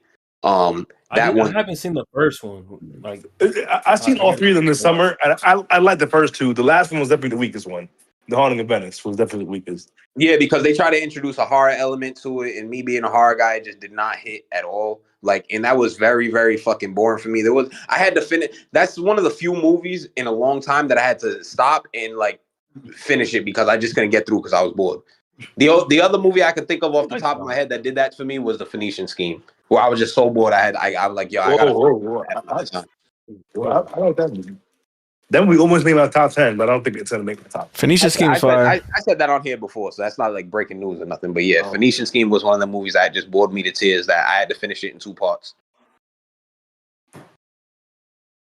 But yeah, all in all, a 7 out of 10. I felt like the mystery was lacking this time, and I don't know if the mystery was necessarily lacking, or if I just got lucky with my guess. But like I said, as soon as that murder happened, I think this is what happened, and about 90% of it I was correct on. But yeah, all in all, 7 out of 10, still a solid watch. Just didn't move me in comparison to. I had a lot more fun with the first Knives Out, and then Glass Onion. I had way more fun with, particularly with Glass Onion because of Edward Norton's performance, and Dave Bautista was great, and then I thought Kate Hudson was great in that as well. So it just came down to the actors and the chemistry amongst them. But yeah, 7 out of 10. Damn, baby. Sting, I forgot. You probably said that. But what score did you give? 8 out of 10. Okay, but I'm probably gonna watch it tomorrow. I didn't get a chance to watch it today, but Nah, it's worth the watch, especially because you don't got to go nowhere to watch it. So definitely watch it. yeah, I like the first movie. The second one I didn't like as much, but it wasn't terrible. I will say much better than Rian Johnson's Star Wars. I'll just say that. I would say, like, if I had to rank all of them, I would say, like, the first one is a 9, the second one is an 8 for me, and the third one is a 7. So they're all, like, solid, good movies. I'm going to watch this third one tomorrow. I dropped on Netflix today, but I don't have any time, honestly, so Are you going to stay awake while you watch it? Hey, nigga, chill out. I had a lot of shit to do today, nigga. Chill out. I don't give a fuck. We didn't ask. Hey, nigga, I had to pack. Fuck out of here. All right, where you going? Yeah, where are you going? I started packing my shit up. Where the fuck are you going, bitch? You taking that jet? Oh, he's moving. Hey. Oh, I gotta find his new address. I gotta find his new address. Fuck. All right. Fire. I got his current one, but I gotta find a new one. That's all I have for the topics and reviews. Any last? I'm surprised this part went as long as it did. Well, yeah, my bad to the viewers for the AI shit, man. Yeah, man. No, that was great. I mean, it was great for the first like 30 minutes, and then after that, we talked in circles. But for the first 30 minutes, cinema. What's the YouTube equivalent to cinema? Cherokee ass. Oh, you talking about YouTube content? That was content. Oh, content over everything. That was phenomenal. I thought that was a great segment. We just went a little bit too long with it. I'll tell you one thing, bro. I'll fuck with it. If it ever gets to a point where AI becomes sentient and tries to kill us all, I just want Alex to remember what side he chose. That's all I'm saying. Nigga, I'm gonna be like Adam Smasher. They gonna have me be. No, nigga. They gonna put a USB C. They gonna be a Type C in my ass. I'm gonna be with them. Nigga, they gonna have you in that human slaughter farm, just like the rest of us. What's the Terminator movie? No, I'm gonna be like, I was a good one. I fought for you. What's the Terminator movie where John Connor was evil? That's gonna be Alex. Yeah. Y'all know which one I'm talking you talking about Salvation? No. I think it was Salvation. No, it wasn't Salvation. Genesis. That was the Was one it with Genesis? Christian Bale. Genesis is when Genesis he was a good guy, wasn't he? Or no, that was when wait. It's too No, many. what's the one with what's the one with the fuck? What's the dude's name? Not Christopher Nolan. Fuck, I can't Christian remember. Bale. You talking about Christian Bale? Christian Bale, yeah, that was Genesis, right? I think so. That one was I ass. don't know. There's so many of them movies and they all ass. Like That's what I'm trying to say. I'm trying to filter through which one was ass, but they're all trash after 3. So, Well, we can do the outros, man. Tyrek, because I don't know if you're gonna fall asleep again. Go ahead and start us off before you fall asleep. shut up. If we could start the podcast, at time at 10, it'll be helpful. I'm getting older, nigga. Right. Bro, I can't stay up. you would have been awake anyway. I don't want to No, stay. nigga, You would have been awake we anyway. need to start. We need to start on time so I can Right. get. This is I can, definitely stay one time fault. focused, dog. Yep. Like, It's I not. can't. We had No, technical no, difficulties. How's that my fault? Nigga, we could have. No, we bitch, could have. you started late. You started And late. I've been told you. I tried to call him. I called FaceTime. He Oh, didn't wait, fucking no, hold on. answer. Let me- I hold don't on, know what the wait, fuck he was wait, doing. wait. I was trying to tell him, let's go to Discord. Wait. Let me explain that. So, I always tell y'all the pod starts at 10, but because y'all are niggas, I know y'all gonna be late. The pod actually starts at... We was Hold on, already. wait. Let me finish. The pod One time actually... we're all on time. This shit happens. The pod actually is scheduled for 10:15. So I just tell y'all 10 because I know y'all gonna be late. But anyway, keep going. Can we? I mean, maybe we could. Can we imagine a world where you're Eastern, maybe? That has nothing to do with being on time. Eastern. Really. No. I'm just saying, like 8, 9 Eastern. Oh well, I mean, no, that's not the problem. The problem is only me and Red Peg are Central Time. Yeah. No, I guess Saint. Saint Yeah. Saint too. I And Tyrek forgot finna be he in is. Tyrek finna be fucking Western time. Well, that's definitely different. Though. I'm just saying. No, My people in Alabama. He's Eastern. He's Eastern. He's right at cusp. So he's like me. I'm basically close to Central too. Like Kentucky's both. Miss Carrie, baby. I went to the gym after, dog. I'd be tired. So that's why I be falling asleep. Well, you don't be doing shit. But anyway, you know fuck what? out of here. Maybe You don't we do can nothing do but kegels, nigga. maybe starting next whoa. year. Maybe starting next year or in the last show we could do 9 p.m. instead. But we'll play it. Yes. I know your old ass. Oh, I'm No, tired. the last show gotta be 10. The last show gotta be 10. The last show gotta be 10. Yeah. I'm tired. I'm sleepy. Why you 30 this next week, nigga? Shut up. You about to be sleeping too. I don't be sleepy like you, bitch. You fall asleep. Goddamn. You 8 were. o'clock. Where's Kiso at? Where's Hey, Kiso at? Tyrek, I'm 33, nigga, and I'm lit right now. I'm up. He said I'm man, lit. I took an edible. I'm sorry, dog. That shit knocked me the fuck out. Damn, one time you really took a melatonin? the big 3-0. Yeah, one time about to be. Yeah. Y'all taking too long with the outros. Saint. Look, one time I want to talk about him being 30. I'm trying to get the fuck up out of It's this gonna bitch. be a Steph Curry, nigga. Why you running from it? Yeah, this has been a long episode, man. Let's get the fuck better. Don't say the Curry. You might eat that shit. Huh? All right, man. We ended the show right now, man. Appreciate y'all tuning in, man. Salute to everybody who tuned in. Apologies for the technical difficulties. Tyrek will This be pod fired. would have so been hopefully way that- better if it was hopefully- produced by AI. I'll just say that. If we was all AI, this would have been way better. Yeah, and not only that, I think Yeah, according to I think- Alex, yeah, it would be. I think the technical interference from Tyrek's forehead was fucking up the stream. We're going to alleviate that next stream. He's fired. Funny. He will not be on because he's unreliable. Wonton takes her like AI. You can't tell the difference. Typical darky. So we're gonna get him out of here. Nigga called his head a counter UAV. That's fine. And yeah, hope y'all enjoyed the show, man. We out. You know, one time the reason that asteroid coming toward us. I feel like you pulling that shit in. it's just poetic. 3-1 at fire. Everybody on time, shit. Fuck. That's God telling y'all we got to stay on CPT. Nigga, That Tyrek was got God a built-in telling us. EMP in his fucking forehead. That nigga pushing that shit away. That's why that shit not crashing towards us, nigga. This nigga got Built-in gravitational power like EMP. pain, nigga. Fuck That out boy of got here. pain powers. Except it only work on burgers and fries. I'm That was joking funny. around. You getting a That was funny. podcast? You just Shut your bitch ass up. All right, man. We out. Domain expansion, fourth meal.